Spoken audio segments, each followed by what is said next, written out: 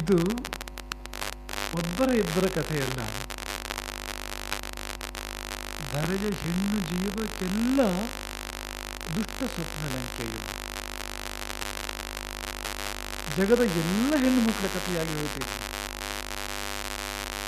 ಬಹುಶಃ ಈ ರೂಪಕವನ್ನು ನೋಡಿದವರು ತಮ್ಮ ಜೀವಮಾನದಲ್ಲಿ ಮರೆಯಲಾರದು ವೇದವತಿಯನ್ನು. ಅಂತಹ ಒಂದು ರೋಮಾಂಚಕವಾಗಿರ್ತಕ್ಕಂಥ ರೋಚಕವಾಗಿರ್ತಕ್ಕಂಥ ರೂಪ. ಒಂದೊಂದು ಪಾತ್ರವು ಎಷ್ಟು ಚೆನ್ನಾಗಿ ಮೂಡಿಬಂತು ಅಂದರೆ ಅದನ್ನು ಮೆಚ್ಚದೇ ಇರಲಿಕ್ಕೆ ಸಾಧ್ಯ ಇಲ್ಲ. ಅಷ್ಟು ಸೊಗಸಾಗಿರ್ತಕ್ಕಂಥ ರೂಪಕವನ್ನು ಕಂಡು ನಾವು ಕಣ್ತಿರ್ತಿದ್ದೇವೆ. ರಾವಣನ ಕಾಮ ಮಂಡೋದರಿ ವಿಷಯಕ್ಕೆ ಸ್ವಲ್ಪ ಕೆಟ್ಟಿತ್ತು. ವಿವೇಕ ಇಲ್ಲದೆ ಅವನು ಕೇಳ್ತಾನೆ, ಮೇನಲ್ಲಿ ಕೇಳುವಾಗ ಅದನ್ನು ಆಕೆಯನ್ನು.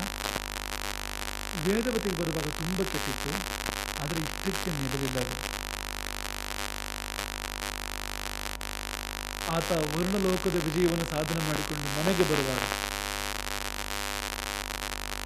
ಪುಷ್ಪಕ ವಿಮಾನದ ತುಂಬ ಹೆಂಗಡರನ್ನು ತುಂಬಿಸಿದನು. ನಂಬಲಿಕ್ಕೆ ಸಾಧ್ಯ ಇಲ್ಲ ಅದನ್ನು. ಒಬ್ಬ ವ್ಯಕ್ತಿ ಹೀಗೆಲ್ಲ ಮಾಡಬಹುದಾ? ಮನೆಗೆ ಹೋಗುವಾಗ ತರಕಾರಿ ತಗೊಂಡು ಹೋಗ್ತಾರಲ್ಲ, ಹಾಗೆ ಅವನು ಊರೂರೇ ಬೇರೆ ಬೇರೆ ಕಡೆ ದಿಗ್ವಿಜಯಕ್ಕೆ ಹೋಗಿದ್ದವನು. ಅದೆಲ್ಲ ಮುಗಿಸಿ ಲಂಕೆಗೆ ಮರಳುವಾಗ ಪುಷ್ಪಕ ವಿಮಾನದ ತುಂಬ ಹೆಣ್ಣು ಮಕ್ಕಳು. ಅದರಲ್ಲಿ ಯಾರ್ಯಾರ್ದು ಮಕ್ಕಳಿದ್ರು, ಯಾರ್ಯಾರ್ದು ಹೆಂಡತಿಯರಿದ್ರು, ಯಾರ್ಯಾರ್ದು ತಾಯಿಯರಿದ್ರು. ಅವನಿಗೇನು ಭೇದ ಇಲ್ಲ.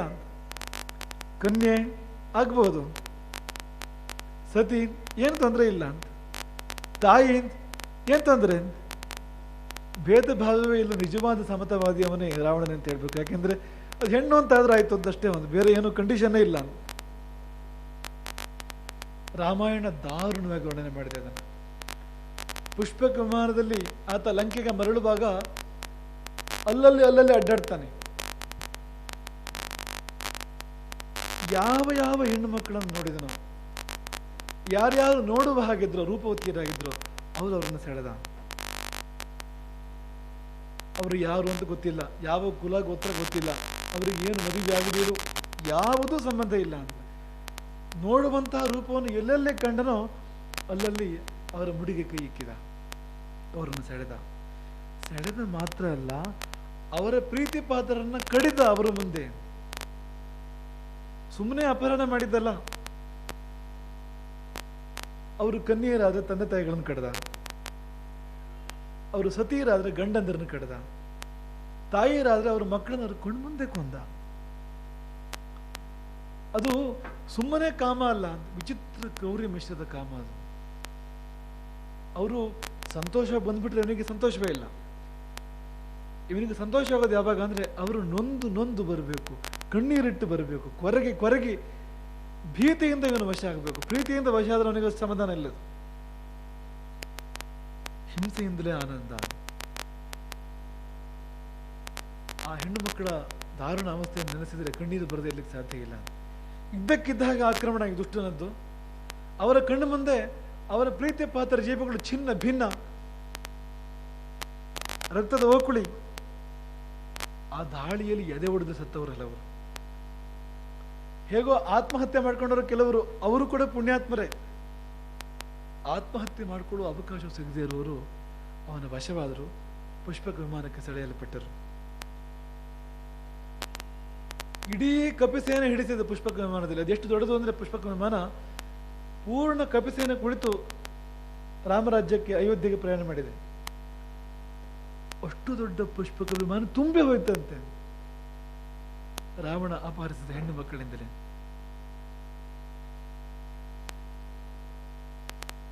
ಪುಷ್ಪಕ ವಿಮಾನ ಬಿಸಿ ಆಯಿತು ಅವರ ಬಿಸಿ ಉಸಿರಿನಿಂದ.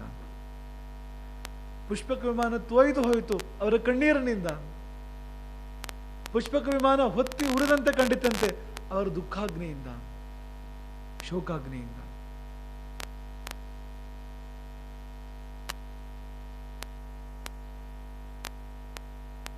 ಭಯ. ಎಲ್ಲಿ ಮಾನವನ ಅಪಹರಣ ಮಾಡ್ತಾನೋ, ಯಾವಾಗ ಪ್ರಾಣಕ್ಕೆ ಬರ್ತಾನೋ, ಯಾವಾಗ ಕೈಕಾಲು ಮುರಿತಾನೋ. ಯಾಕಂದ್ರೆ ಅಂಥವನೇ ಅವನು. ಮತ್ತೆ ನಿಮಗೆ ನೆನಪಿಸ್ತೇವೆ ಅದನ್ನ. ಸೀತೆಗೆ ಅವನು 1 ವರ್ಷದ ಗಡುವು ಕೊಡ್ತಾನೆ, 365 ದಿನ. 365 ದಿನದಲ್ಲಿ ವಶವಾದರೆ ಸರಿ, ಆಗದಿದ್ದರೆ 366ನೇ ದಿನ ಏನ್ ಮಾಡ್ತಾನೆ? ಅವನು ಹೇಳಿದ್ದೇನು ಸೀತೆಗೆ?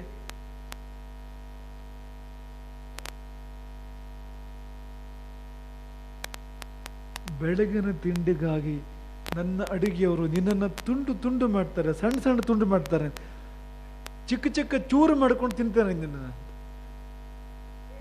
ಇಂಥ ಕ್ರೂರ ಇವನು. ಹಾಗಾಗಿ ಆ ಪುಷ್ಪಕಮಾನದಲ್ಲಿ ಆ ವನಿತೆಯರ ಕಳವಳ, ಅವರ ಭಯ, ಅವರ ಪ್ರೀತಿ ಪಾತ್ರ ನೆನೆದ ದುಃಖ, ಅವರದ್ದು ಅವರ ಕಣ್ಣೀರು,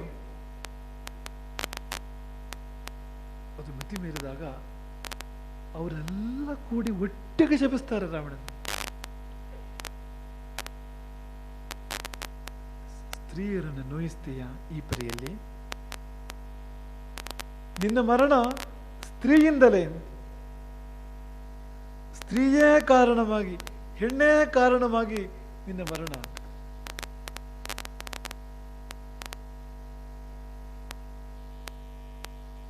ಹೆಣ್ಣು ಮಕ್ಕಳನ್ನು ಪೀಡಿಸಿದ್ದಕ್ಕೆ ಫಲ, ಹೆಣ್ಣು ಮಗಳೊಬ್ಬಳ ಕಾರಣದಿಂದಲೇ ಹೆಣವಾಗಿ ಉರುಳೋದು ನಿನ್ನ ಭೂಮಿಗೆ. ಶಪಿಸಿದರು.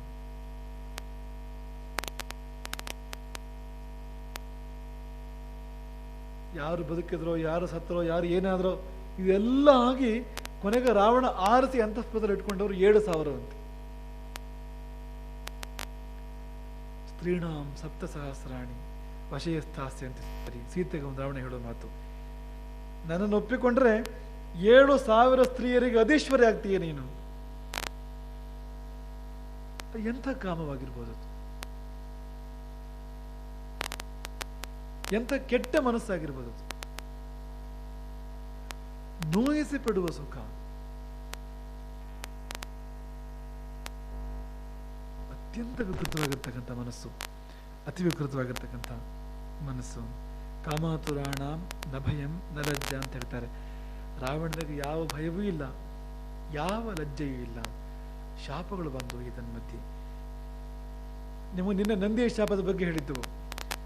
ನಂದಿಯ ಶಾಪದ ಫಲ ಏನು ಅಂದ್ರೆ, ರಾವಣನನ್ನು ಕೊಲ್ಲಲಿಕ್ಕೆ ಯಾರು ಸಹಕಾರಿಗಳಾಗ್ತಾರೆ ಅನ್ನೋ ತೀರ್ಮಾನ ಆಯ್ತು. ನಂದಿ ಹೇಳಿದ, ಕಪಿಮುಖದವರು 1 ಕೋಟಿ ಮಂದಿ ಬಂದು ಮುತ್ತುತ್ತಾರೆ ಲಂಕೆಯನ್ನ, ನಿನ್ನ ಮದುವೆಗೆ ಮಾಧ್ಯಮ ಆಗ್ತಾರೆ. ಸಹಕಾರಿಗಳು ಯಾರು ತೀರ್ಮಾನ ಆಯ್ತು ನಂದಿ ಶಾಪದಲ್ಲಿ. ವೇದವತಿಯ ಶಾಪದಲ್ಲಿ ಯಾರು ನಿಮಿತ್ತ ಆಗ್ತಾರೆ, ಸಾವಿಗೆ ಯಾರು ಕಾರಣ ಆಗ್ತಾರೆ, ಯಾರ ಕಾರಣದಿಂದ ಸಾವು ಬರ್ತದೆ, ಅದು ವೇದವತಿ ಶಾಪದ ನಿರ್ಣಯವಾಯಿತು. ನಾನೇ ಬರ್ತೇನೆ ಅಂತ ಹೇಳ್ತಾರೆ. ಮತ್ತೆ ಹುಟ್ಟಿ ಬರ್ತೇನೆ ನಾನೇ ಅಯೋನಿಜಿಯಾಗಿ, ನಿನ್ನ ಸಾವಿಗೆ ಕಾರಣಗಳಾಗ್ತೇನೆ. ಆ ಶಾಪಕ್ಕೆ ಪುಷ್ಟಿ ಈ ಶಾಪ. ನಿಜವಾಗಿ ನೊಂದವರು ಶಪಿಸುವುದು ಬೇಡವಂತೆ, ಶಪಿಸಬೇಕು ಅಂತಿಲ್ಲ, ತಾನೇ ಫಲ ಬರ್ತದೆ. ಇಲ್ಲಿ ಇಂಥ ಶಾಪಗಳು ಕೂಡ ಸಿಕ್ಕಿತು ಅವನಿಗೆ. ಇನ್ನೊಂದೇ ಒಂದು ಉದಾಹರಣೆ ನಾವು ಕೊಡ್ಲಿಕ್ಕಿರ್ತಕ್ಕಂಥದ್ದು, ಅದು ಒಬ್ಬಳು ಅಪ್ಸರೆ. ಅಪ್ಸರೆಯಲ್ಲಿ ಹೇಗೆ ಅಂದ್ರೆ, ಯಾರಿಗೆ ಅವರು ತಮ್ಮ ಮನಸ್ಸನ್ನು ಕೊಡ್ತಾರೋ ಅವರೇ ಅವರ ಪತಿ. ಎಷ್ಟು ಕಾಲಕ್ಕೆ ಕೊಡ್ತಾರೋ, ಯಾರಿಗೆ ಕೊಡ್ತಾರೋ ಅವರೇ ಅವರ ಪತಿ. ಆ ಅಪ್ಸರೆ ನಲಕೂಬರನ ಪ್ರೇಯಸಿ. ನಲಕೂಬರ ಅಂದ್ರೆ ಆತ ಕುಬೇರನ ಮಗ, ರಾವಣನ ಅಣ್ಣನ ಮಗ, ಕುಬೇರನ ಮಗ. ಅವನಿಗೆ ಧರ್ಮದಿಂದ ಸತಿಯಾಗುವವಳು ಅವನ ಪ್ರೇಯಸಿ ಆಕೆ, ಒಂದು ಅಪ್ಸರೆ. ಒಂದು ರಾತ್ರಿ ಆಕೆ ತನ್ನನ್ನು ತಾನು ಪೂರ್ಣವಾಗಿ ಶೃಂಗರಿಸಿಕೊಂಡು ತನ್ನನ್ನು ತಾನು ಒಪ್ಪಿಸಿಕೊಳ್ಳಬೇಕು ನಲಕೂಬರನಿಗೆ ಅನ್ನೋ ಬಯಕೆಯಿಂದ ಕೈಲಾಸದ ಪರಿಸರದಲ್ಲಿ, ಹಿಮಾಲಯದ ಪರಿಸರದಲ್ಲಿ, ಆ ಕತ್ತರ ಆಕಾಶದಲ್ಲಿ ಮಿಂಚಿನ ಬಳ್ಳಿ ಹಾಗೆ ಸಾರಿ ಹೋಗ್ತಾ ಇದ್ದಾಳೆ. ರಾವಣ ನೋಡಿದ, ತಡೆದ, ಯಾರು ಎಂದು ವಿಚಾರಿಸಿದ, ತನ್ನ ಸಲ್ಲದ ಬಯಕೆಯನ್ನು ವ್ಯಕ್ತಪಡಿಸಿದ ಅವಳ ಮುಂದೆ. ಆಕೆ ಸಾರಿ ಸಾರಿ ಹೇಳಿದಳು, ನೀ ನನಗೆ ಮಾವ, ನಿನ್ನ ಅಣ್ಣನ ಮಗ, ನಿನ್ನ ಮಗ ನಲಕೂಬರ, ಅವನ ಪ್ರೇಯಸಿ ನಾನು, ಅವನ ಬಳಿಗೆ ಹೋಗ್ತಾ ಇದ್ದೇನೆ. ಈ ಅಲಂಕಾರ ಅವನಿಗೋಸ್ಕರವಾಗಿ. ನಲಕೂಬರ ಸಾಮಾನ್ಯನಲ್ಲ, ಧರ್ಮದಿಂದ ಅವನು ಋಷಿ ಸಮಾನ ಮತ್ತು ಪರಾಕ್ರಮದಿಂದ ಅವನು ಮಹಾಕ್ಷತ್ರಿಯ. ಅವನು ಅಂಥ ನಲಕೂಬರನ ಅಂದರೆ ಕುಬೇರನ, ಆ ಧರ್ಮಪುರುಷನ, ಧರ್ಮದೇವನ ಮಗ, ಧರ್ಮಾತ್ಮ ನಲಕೂಬರನ ಪತ್ನಿ. ಧರ್ಮತಃ ನಿನ್ನ ಸೊಸೆ ನಾನು, ನನ್ನನ್ನು ರಕ್ಷಣೆ ಮಾಡೋ ದಿನವಣಿ. ಯಾವುದು ಅವನ ಕಿವಿಗೆ ಬೀಳಲಿಲ್ಲ. ವೇದವತಿಯ ಪ್ರಕರಣದಲ್ಲಿ ಆಕೆ ಕೊನೆ ಪಕ್ಷ ಅಂತಹ ಆ ಮಟ್ಟದ ಎತ್ತರ ಅವಳಿಗೆ ಇದ್ದಿದ್ದರಿಂದ ಅವಳು ತನ್ನ ಮಾನವನ್ನು ಕಾಪಾಡಿಕೊಡ್ತಾಳೆ, ಪ್ರಾಣವನ್ನಲ್ಲಿದ್ರು ಕೂಡ. ಆದರೆ ಇಲ್ಲ, ಹಾಗಾಗಲಿಲ್ಲ. ಅಬಲೆಯ ಬಲ ಈ ಮಹಾಬಲನ ಮುಂದೆ, ಮಹಾಬಲಿಷ್ಠ ಅವನು ರಾವಣ, ಆದರೆ ದುಷ್ಟ ಬಲದ ಮುಂದೆ ಅದು ಸಾಗಲಿಲ್ಲ. ರಾವಣ ತಾನು ರಾಕ್ಷಸ ಪಶು ಅನ್ನೋದನ್ನು ತೋರಿಸ್ತಾನೆ ಆ ಸಮಯ, ಆ ರಾತ್ರಿ. ಅದರ ಫಲವಾಗಿ ಆಕೆ ತನ್ನೆಲ್ಲ ನಲಿವನ್ನು ಕಳ್ಕೊಳ್ತಾಳೆ, ತನ್ನ ಬದುಕನ್ನೇ ಕಳ್ಕೊಳ್ತಾಳೆ. ಆಕೆಯನ್ನು ಅತಿಕ್ರಮಿಸ್ತಾನೆ, ಬಲಾತ್ಕರಿಸ್ತಾನೆ, ಆಕೆಯ ಮಾನಭಂಗ ಮಾಡ್ತಾನೆ ಈ ದುಷ್ಟ. ಅದೇ ಸ್ಥಿತಿಯಲ್ಲಿ ಆಮೇಲೆ ಅವಳು ಇವನಿಗೆ ಬೇಡವೇ ಬೇಡ, ಬಿಟ್ಟಾಯ್ತು, ಅವನ ಪಾಡಿಗೆ ಅವನು ಹೊರಟಾಯ್ತು. ಮತ್ತೆಲ್ಲೋ ಆ ಹತಭಾಗಿನಿ ಅದೇ ಅವಸ್ಥೆಯಲ್ಲಿ, ಅದೇ ರೂಪದಲ್ಲಿ ನಲುಕೂಬರನ ಮುಂದೆ ಹೋಗ್ತಾಳೆ. ನಲುಕೂಬರ ಆಕೆಯನ್ನು ನೋಡಿದ, ರೋಷ ದುಃಖಗಳು ಉಕ್ಕಿದು ಅವನಿಗೆ. ಏನು ಅಂತ ಕೇಳಿದ ನಲುಕೂಬರ. ಆಕೆ ತನ್ನ ಕಥೆಯನ್ನು ಹೇಳಿದಳು. ಮತ್ತೆ ಹೇಳಿದಳು, ನನ್ನ ಇಚ್ಛೆಯಿಂದ ಅಲ್ಲ, ನನ್ನ ಇಷ್ಟಕ್ಕೆ ವಿರುದ್ಧವಾಗಿ ನಡೀತು ಇದೆಲ್ಲವೂ ಕೂಡ. ಎಷ್ಟು ವಿವೇಕಿ ಅಂದರೆ ಕ್ಷಣಕಾಲ ಕಣ್ಮುಚ್ಚಿ ಧ್ಯಾನ ಪರವಶನಾಗ್ತಾನೆ, ಧ್ಯಾನದಿಂದ ನಡೆದಿದ್ದನ್ನು ನೋಡ್ತಾನೆ, ಮತ್ತೆ ಕಣ್ಬಿಟ್ಟು ಹೇಳ್ತಾನೆ, ನಿನ್ನ ತಪ್ಪಿಲ್ಲ,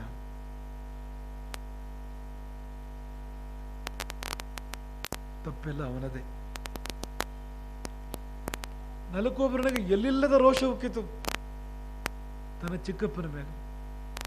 ಕೇಳಿ ಅವನು ಚಿಕ್ಕಪ್ಪ ಅವನು. ಆದರೆ ಅಂತಹ ರೋಷದಲ್ಲಿ ಕೂಡ ವಿವೇಕವನ್ನು ಕಳ್ಕೊಳ್ಳೋದಿಲ್ಲ ನಲುಕೋಬರ. ಆತ ಶಪಿಸ್ತಾನೆ ರಾವಣನನ್ನ. ಬೇರೆ ದಾರಿ ಇಲ್ಲ, ನಲುಕೋಬರ ಯುದ್ಧ ಮಾಡೋ ಹಾಗಿಲ್ಲ. ಯಾಕೆಂದ್ರೆ ದೇವತೆಗಳಿಂದ ಅವನಿಗೆ, ಯಕ್ಷರಿಂದ ಆತನಿಗೆ ಸೋಲಿಲ್ಲ. ಹಾಗಾಗಿ ಯುದ್ಧ ಉಪಯೋಗ ಬರೋ ಹಾಗಿಲ್ಲ ಅಲ್ಲಿ. ಅವನು ಆ ಮಟ್ಟದ ಬ್ರಾಹ್ಮವು, ಆ ಮಟ್ಟದ ಕ್ಷಾತ್ರವು ಎರಡೂ ಅವನಲ್ಲಿ ಇದ್ದಿದ್ದರಿಂದ ಕ್ಷಾತ್ರ ಉಪಯೋಗಕ್ಕೆ ಬರೆದಿರುವ ಆ ಸ್ಥಿತಿಯಲ್ಲಿ ಆ ಬ್ರಾಹ್ಮ ಬಲವನ್ನು, ಬ್ರಹ್ಮತೇಜ ಬಲವನ್ನು ಆತ ಬಳಸಿಕೊಳ್ತಾನೆ, ಶಪಿಸ್ತಾನೆ ರಾವಣನನ್ನ. ಎಂತಹ ವಿವೇಕಿ ಅವನು ಅಂದ್ರೆ, ರಾವಣ ಹಾಳಾಗಿ ಹೋಗ್ಲಿ ಅಂತ ಹೇಳಲಿಲ್ಲ, ಚಿಕ್ಕಪ್ಪ ಅವನು ಹೇಳಿ ಕೇಳಿ. ಕುಬೇರನ ಮಗ ಅವನು, ಕುಬೇರನಂಥವನೇ, ಅದೇ ಗುಣದವನು. ಹಾಳಾಗಿ ಹೋಗಲಿ ಅಂತ ಅವನು ಶಪಿಸಲಿಲ್ಲ. ಬದಲಿಗೆ ಅವನು ಶಪಿಸಿದ್ದೇನು ಅಂದ್ರೆ, ಇನ್ನು ಮುಂದೆ ಯಾವ ಹೆಣ್ಣು ಮಗಳಾದ್ರೂ ಸರಿ, ಅವಳ ಇಚ್ಛೆಗೆ ವಿರುದ್ಧವಾಗಿ ನೀನು ಅವಳ ಮೇಲೆ ಕೈ ಮಾಡಿದೆ ಅಂತಾದ್ರೆ ನಿನ್ನ ತಲೆ 7 ಚೂರಾಗಲಿ. ರಾವಣನಿಗೆ ಶಪಿಸ್ತಾನೆ. ಎಂತ ವಿವೇಚನೆ ನೋಡಿ. ಅವನ ಶಾಪ ಬರೇ ರೋಷಾವೇಶ ಅಲ್ಲ, ತನ್ನವಳಿಗೆ ಆಗಿದ್ದಾಗೋಯ್ತು, ಇನ್ನು ಯಾರಿಗೂ ಆಗಬಾರದು ಇದು ಅಂತ ರಕ್ಷಣೆಯನ್ನ ಇನ್ನುಳಿದ ಧರೆ ಹೆಣ್ಣು ಮಕ್ಕಳಿಗೆ ಕೊಡ್ತಾನೆ ತನ್ನ ಶಾಪದ ಮೂಲಕವಾಗಿ ನಲುಕೋಬರ.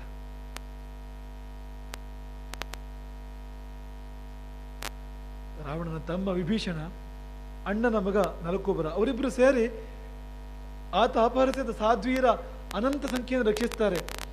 ವಿಭೀಷಣ ಹೇಗೆ ಅಂದ್ರೆ, ಆ ಸಾಧ್ವೀರ ಮೇಲೆ ಕೈ ಮಾಡಬೇಕು ಅಂತ ಮುಂದಾಗುವ ಸಮಯದಲ್ಲಿ ವಿಭೀಷಣ ಅವನನ್ನು ಸಿಟ್ಟಿಗೆ ಎಬ್ಬಿಸಿ ಬೇರೆ ಕಡೆ ಕಳಿಸ್ಕೊಟ್ಬಿಡ್ತಾನೆ.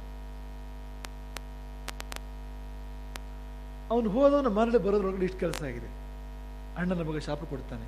ಆ ಶಾಪದ ಫಲ ಏನಂದ್ರೆ, ಅವರು ಯಾರನ್ನು ಮುಟ್ಟೋ ಹಾಗಿಲ್ಲ ರಾವಣ. ಅವ್ರ ಇಚ್ಛೆಗೆ ವಿರುದ್ಧವಾಗಿ ಅವ್ರನ್ನು ಮುಟ್ಟೋ ಹಾಗಿಲ್ಲ. ನೋಡಿ, ಇಂಥ ವಿವೇಕ ಇರಬೇಕು. ಆತ ರಾವಣನ ನಾಶ ಮಾಡಲಿಲ್ಲ ನಲಕೋಬರ. ಹೋಗಲಿ, ರಾವಣನಿಗೆ ಮಂಡೋದರಿಯೋ ಅಥವಾ ಅವನ ನ್ಯಾಯತಃ ಯಾರ ಪತ್ನಿಯರೋ ಅವರ ಸೌಖ್ಯ ಸಿಗದಂತೆ ಮಾಡಲಿಲ್ಲ ಅವನು. ಅನ್ಯಾಯವಾಗಿ ಯಾರು ಅವನಿಗೆ ಬಲಿಯಾಗಬಾರ್ದು ಅಂತ ರಕ್ಷಣೆಯನ್ನ ಎಲ್ಲ ಹೆಣ್ಮಕ್ಳಿಗೆ ಕೊಟ್ಟ ನಲಕೋಬರನನ್ನ ಎಲ್ಲರೂ ಪೂಜೆ ಮಾಡಬೇಕು. ಇವತ್ತಿನ ಹೆಣ್ಮಕ್ಳೆಲ್ಲರೂ ಕೂಡ ಪೂಜೆ ಮಾಡಬೇಕು. ಅವನ ಮನಸ್ಸು ಎಂತ ಮನಸ್ಸಾಗಿರ್ಬೇಕು ನಲಕೋಬರನದ್ದು.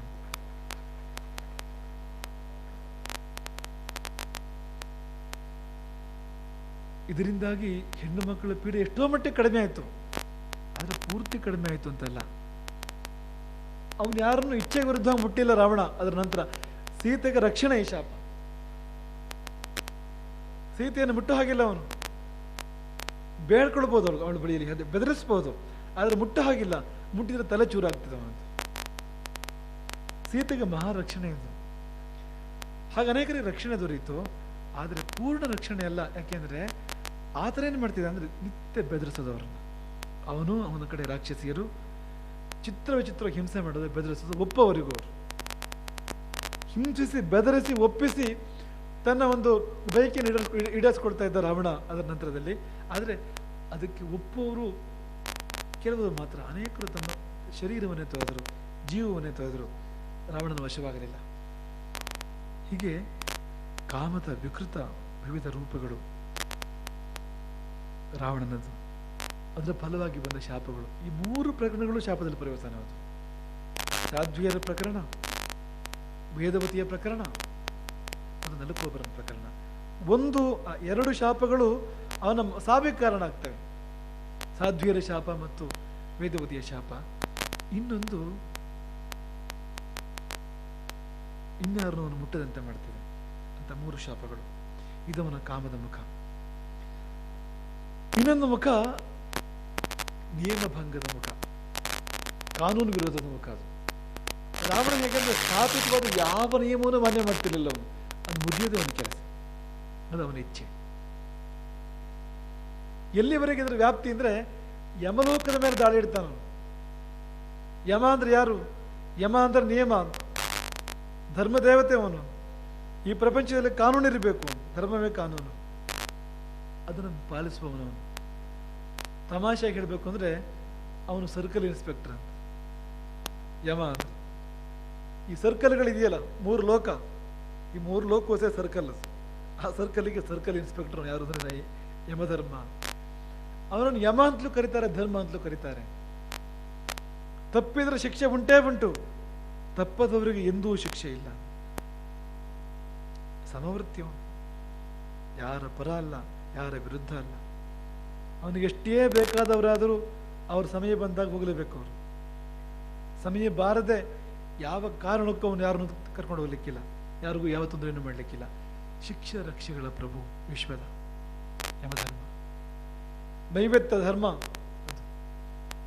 ಇಡೀ ಪ್ರಪಂಚದಲ್ಲಿ ನಿಯಮಗಳನ್ನು ಉಳಿಸುವವನು, ವಿಶ್ವದ ಸ್ಥಿತಿಯನ್ನು ಪಾಲಿಸುವವನು. ಆ ಯಮ ಇವನ ಮೊದಲನೇ ಶತ್ರು ರಾವಣನಿಗೆ. ಯಮಲೋಕದ ಮೇಲೆ ದಾಳಿ ಮಾಡ್ತಾನೆ. ಹೋಗಿ ನೋಡ್ತಾನೆ, ಕೆಲವರು ಪಾಪ ಮಾಡಿದವರೆಲ್ಲ ಬಗೆ ಬಗೆಯ ನರಕಗಳನ್ನು, ಹಿಂಸೆಗಳನ್ನು ಅನುಭವಿಸ್ತಾ ಇದ್ದಾರೆ. ಪುಣ್ಯ ಮಾಡಿದವರು ಕೆಲವರು ಪುಣ್ಯವನ್ನು ಅನುಭವಿಸ್ತಾ ಇದ್ದಾರೆ, ಸಂತೋಷ ಅನುಭವಿಸ್ತಾ ಇದ್ದಾರೆ. ಅವರವರ ಕರ್ಮಕ್ಕೆ ಅವರಿಗೆ ಅದು ಶಿಕ್ಷೆಯೋ ರಕ್ಷೆಯೋ ಸಿಕ್ಕಿದೆ. ನೋಡಿದ ಕೂಡಲೇ ಮಾಡಿದ ಮೊದಲನೇ ಕೆಲಸ ಆ ಪ್ರೇತಗಳನ್ನ, ಪಾಪ ಮಾಡಿ ಶಿಕ್ಷೆ ಅನುಭವಿಸ್ತಾ ಇದ್ದ ಅವರನ್ನು ಬಿಡಿಸಿದ್ದು. ಪಾಪ ಪಕ್ಷಪಾತಿ, ಒಂಥರ ಹಿತ ಆಗ್ಬೋದು ಕೆಲವರಿಗೆ. ಯಾರಿಗೆ ಅಂತ ಹೇಳಿದ್ರೆ, ನಾವು ನರಕದಿಂದ ದುಃಖ ಅನುಭವಿಸ್ತಾರನ್ನು ಬಿಡುಗಡೆ ಮಾಡಿದೆ ಅಂದ್ರೆ ಎಂತ ಒಳ್ಳೆಯವನು ಹಾಗನ್ನಿಸ್ಬೋದು. ಆದ್ರೆ ನೀವು ಆಲೋಚನೆ ಮಾಡಿ, ಈಗ ಜೈಲಿದೆ, ಕುಖ್ಯಾತ ಕ್ರಿಮಿನಲ್ಗಳನ್ನ ಹಾಕಿ ಸೆರೆ ಹಿಡಿದಿಟ್ಟಿರ್ತಕ್ಕಂಥ ಜೈಲಿದೆ. ಆ ಜೈಲಿನ ಮೇಲೆ ದಾಳಿ ಮಾಡಿ ಜೈಲಲ್ಲಿರೋ ಕೈದಿಗಳನ್ನೆಲ್ಲ ಬಿಡಿಸಿದ್ರೆ ಒಳ್ಳೆ ಕೆಲಸ, ಕೆಟ್ಟ ಕೆಲಸ? ತಪ್ಪಿಗೊಂದು ಶಿಕ್ಷೆ ಬೇಕೋ ಬೇಡವೋ? ಪಾಪಿಗಳಿಗೆ ರಕ್ಷಣೆಯ? ಮತ್ತೆ ಮತ್ತೆ ಹೇಳ್ತೇವೆ ನಾವು, ಇನ್ನೊಮ್ಮೆ ಇವತ್ತು ಹೇಳ್ತೇವೆ, ನರಕ ಕೆಟ್ಟದಲ್ಲ, ನರಕ ಚಿಕಿತ್ಸಾಲಯ. ಜೀವಗಳಿಗೆ ಪಾಪದ ರೋಗ ಅಂಟಿದಾಗ, ಅವರು ಮಾಡಿದ ತಪ್ಪುಗಳಿಂದ ಪಾಪದ ರೋಗ ಅಂಟಿದಾಗ ಆ ಪಾಪವನ್ನು ಶಸ್ತ್ರಚಿಕಿತ್ಸೆ ಮಾಡಿ ಅದನ್ನು ತೆಗೆಯುವ ಜಾಗ ಅದು ನರಕ. ಜೀವಗಳನ್ನು ಶುದ್ಧ ಮಾಡ್ತಕ್ಕಂಥ ಜಾಗ. ಈ ಮನೆಯಲ್ಲಿ ಶೌಚಾಲಯ ಇರಬೇಕೋ ಬೇಡವೋ ಹೇಳಿ? ಶೌಚಾಲಯವೇ ಬೇಡ ಅಂತೀರಾ? ನಮ್ಮ ದೃಷ್ಟಿಯಿಂದ ಶೌಚಾಲಯ ದೇವರ ಕೋಣೆಗೆ ಅಂತ ಏನೂ ಕಡಿಮೆ ಅಲ್ಲ. ನಗಬಹುದು ನೀವು, ಆದ್ರೆ ಗಮನ ಕೊಟ್ಟು ಕೇಳಿ. ಶೌಚಾಲಯಕ್ಕೆ ಹೋಗುವನು ಅಶುಚಿಯಾಗಿ ಪ್ರವೇಶ ಮಾಡ್ತಾನೆ, ಹೊರಗೆ ಬರುವಾಗ ಶುಚಿಯಾಗಿ ಹೊರಗೆ ಬರ್ತಾನೆ. ಒಳ್ಳೆದ ಕೆಟ್ಟದ ಶೌಚಾಲಯ? ಈ ಬಾತ್ರೂಮ್ ಇದೆ, ಎಲ್ಲೋ ಮೂಲೆಯಲ್ಲಿ ಇರ್ತದೆ ಮನೆಯಲ್ಲಿ. ಈಗೀಗ ಹಾಗಲ್ಲ, ಎಲ್ಲ ಕಡೆಗೂ ಇರ್ತದೆ ಈಗೀಗ. ಬಾತ್ರೂಮಿಗೆ ಹೋಗುವಾಗ ಮಲಿನನಾಗಿ ಹೋಗ್ತಾನೆ, ಬರುವಾಗ ಶುದ್ಧನಾಗಿ ಬರ್ತಾನೆ. ಅದು ಬೇಕೋ ಬೇಡುವ ಮನೆಗೆ? ಒಂದು ಮನೆ ಎಷ್ಟೇ ಚೆನ್ನಾಗಿದ್ರು ಬಾತ್ರೂಮ್ ಇಲ್ಲದೆ ಇದ್ರೆ, ಮನೆಯಲ್ಲಿ ಶೌಚಾಲಯ ಇಲ್ಲದೆ ಇದ್ರೆ ಆ ಮನೆ ಪೂರ್ಣವಾ? ಆ ಮನೆ ಪೂರ್ತಿ ಮಲಿನವಾಗಿರ್ತದೆ. ಒಂದು ವೇಳೆ ಮನೇಲಿ ಶೌಚಾಲಯವೇ ಇಲ್ಲ ಅಂತಾದರೆ ಆ ಮನೆ ಪೂರ ಶೌಚಾಲಯವೇ, ಇಡೀ ಮನೆಯೂ ಶೌಚಾಲಯ ಅಂತ. ಹಾಗೆ ತ್ರಿಭುವನಕ್ಕೊಂದು ಶೌಚಾಲಯ ನರಕ ಅಂದ್ರೆ ತ್ರಿಭುವನದ ಮಾಲಿನ್ಯ ಕಡಿತಕ್ಕಂಥ ಸ್ಥಾನ. ಜೀವಗಳು ಅಲ್ಲಿ ಹೋಗುವಾಗ ಪಾಪಿಗಳಾಗಿ ಹೋಗ್ತಾರೆ, ಬರುವಾಗ ಪಾಪಕ್ಕೆ ಫಲ ಅನುಭವಿಸಿ ಶುದ್ಧರಾಗಿ ಹೊರಗೆ ಬರ್ತಾರೆ. ಆಸ್ಪತ್ರೆ ಯಾವಾಗಲೂ ಚೆನ್ನಾಗಿರೋದಿಲ್ಲ. ಆಸ್ಪತ್ರೆ ಪ್ರಿಯವಾಗಿರ್ಲಿಕ್ಕೆ ಸಾಧ್ಯವ? ಆಸ್ಪತ್ರೆಯ ಪರಿಮಳವೇ ಇಷ್ಟ ಆಗೋದಿಲ್ಲ. ಅಲ್ಲಿ ನಡೀತಕ್ಕಂಥ ಚಿಕಿತ್ಸೆ ಮತ್ತೊಂದು ಎಲ್ಲವೂ ಕೂಡ ಕ್ಲೇಶವೇ. ಆದರೂ ಕೂಡ ಬೇಕು ಅದು. ಅದ್ಯಾಕೆ ಬೇಕು ಅಂದರೆ ನಮ್ಮ ರೋಗವನ್ನು ಪರಿಹಾರ ಮಾಡಲಿಕ್ಕೆ ಬೇಕು, ನಮ್ಮ ಕಲ್ಮಶವನ್ನು ದೂರ ಮಾಡಲಿಕ್ಕೆ ಬೇಕು. ಅಂಥದ್ದು ನರಕ ಅಂದರೆ ಆ ಜೀವಗಳಿಗೂ ಒಳ್ಳೇದು ಮಾಡಿದಾಗಲಿಲ್ಲ. ಆ ಜೀವಗಳನ್ನು ಅಲ್ಲಿಂದ ಬಿಡಿಸಿದ್ರೆ, ಹಿಂಸೆ ಅನುಭವಿಸೋರನ್ನ, ನರಕದ ಶಿಕ್ಷೆ ಅನುಭವಿಸೋರನ್ನ ಅಲ್ಲಿಂದ ತಪ್ಪಿಸಿದ್ರೆ ಅದು ಏನು ಮಾಡಿದಾಗಾಯ್ತು? ರೋಗಿಗಳನ್ನು ಆಸ್ಪತ್ರೆಯಿಂದ ಬಿಡುಗಡೆ ಮಾಡಿದ್ರೆ ನಾವು ಏನು ಮಾಡಿದಾಗಾಯ್ತು ಹೇಳಿ? ಹಾಗಾಯ್ತು ಅಂತ. ಇವನು ಪಾಪಿಗಳ ಪಕ್ಷಪಾತಿ. ಎಲ್ಲ ಪಾಪಿಗಳಿಗೂ ಅವನು ಸಪೋರ್ಟ್ ಇದೆ ರಾವಣನಂತ. ಅವನು ಘೋಷಣೆ ಆಗಿ, ನೀನು ಪಾಪಿಯೋ ನಾನಿದ್ದೇನೆ ನಿನ್ನ ಜೊತೆಗೆ ಅಂತ, ನೀನು ಪುಣ್ಯಾತ್ಮನೋ ನೀ ನನ್ನ ವಿರೋಧಿ ಅಂತ. ಅವರವರೇ ಪ್ರಿಯರಾಗ್ತಾರೆ. ಅಲ್ಲಲ್ಲಿಗೆ ಹೇಳ್ಕೊಂಡು ಹೋಗುತ್ತೆ ಬುದ್ಧಿಯವರನ್ನ. ತಮಾಷೆಗೆ ಹೇಳೋದು ನಾವು ಆಗಲು, ಈ ಮದುವೆ ಮನೆಯಲ್ಲಿ ಈ ಸೊಸೆಯರೆಲ್ಲ ಒಂದು ಕಡೆ ಸೇರಿರ್ತಾರೆ, ಮಾತಾಡ್ಕೊಳ್ತಾ ಇರ್ತಾರೆ. ಅತ್ತೆಯರೆಲ್ಲ ಮತ್ತೊಂದು ಕಡೆ ಸೇರಿರ್ತಾರೆ, ಅಲ್ಲಿ ಮಾತಾಡ್ಕೊಳ್ತಾ ಇರ್ತಾರೆ. ಅವರು ಮತ್ತೇನಲ್ಲ, ಇವರು ಅವ್ರ ವಿಷಯ ಹೇಳ್ತಾ ಇರ್ತಾರೆ, ಅವರು ಇವ್ರ ವಿಷಯ ಹೇಳ್ತಾ ಇರ್ತಾರೆ. ಸಮಾನ ಮನಸ್ಸುಗಳು, ಸಮಾನ ಮನಸ್ಕರು ಅಂತ ಈಗ ಇಲ್ಲಿ ನಡೀತದಲ್ಲ, ಸಮಾನ ಮನಸ್ಕರ ಕೂಟ ಅಂತ. ನಶ್ಯ ಸೇದವರು, ಆ ಅಭ್ಯಾಸ ಇರೋರು ಆ ಮದುವೆ ಮನೆಯಲ್ಲಿ ಇನ್ನೊಬ್ಬ ನಶ್ಯ ಸೇದವನು ಎಲ್ಲೇ ಇದ್ರೂ ಪತ್ತೆ ಮಾಡ್ತಾರೆ ಅವರು. ಎಷ್ಟೇ ಗುಟ್ಟಾಗಿ ಗೂಢವಾಗಿದ್ರು ಕೂಡ ಆ ಪರಿಮಳ ಇವರು ಮೂಗಿ ಗೊತ್ತಾಗ್ತದೆ ಅಂತ. ಆ ನಶ್ಯ ಸೇದ್ ಬೇರೆ ಪರಿಮಳ ಎಲ್ಲ ಗೊತ್ತಾಗೋದೇ ಇಲ್ಲ. ಪರಿಮಳ ಬರೋದೇ ನಿಂತೋಗಿರ್ತದೆ ಮೂಗಿಗೆ, ಒಂದೇ ಪರಿಮಳ ಬರೋದು ಬಂದರೆ ಅದು ನಶ್ಯದ ಪರಿಮಳ ಮಾತ್ರ. ಅದು ಅವನು ಎಲ್ಲಿದ್ರೂ ಪತ್ತೆ ಮಾಡಿ ಸ್ವಲ್ಪ ಅಂತ. ಅಂಥವ್ರಿಗೆ ಅಂಥವರೇ ಬೇಕು ಅಂತ.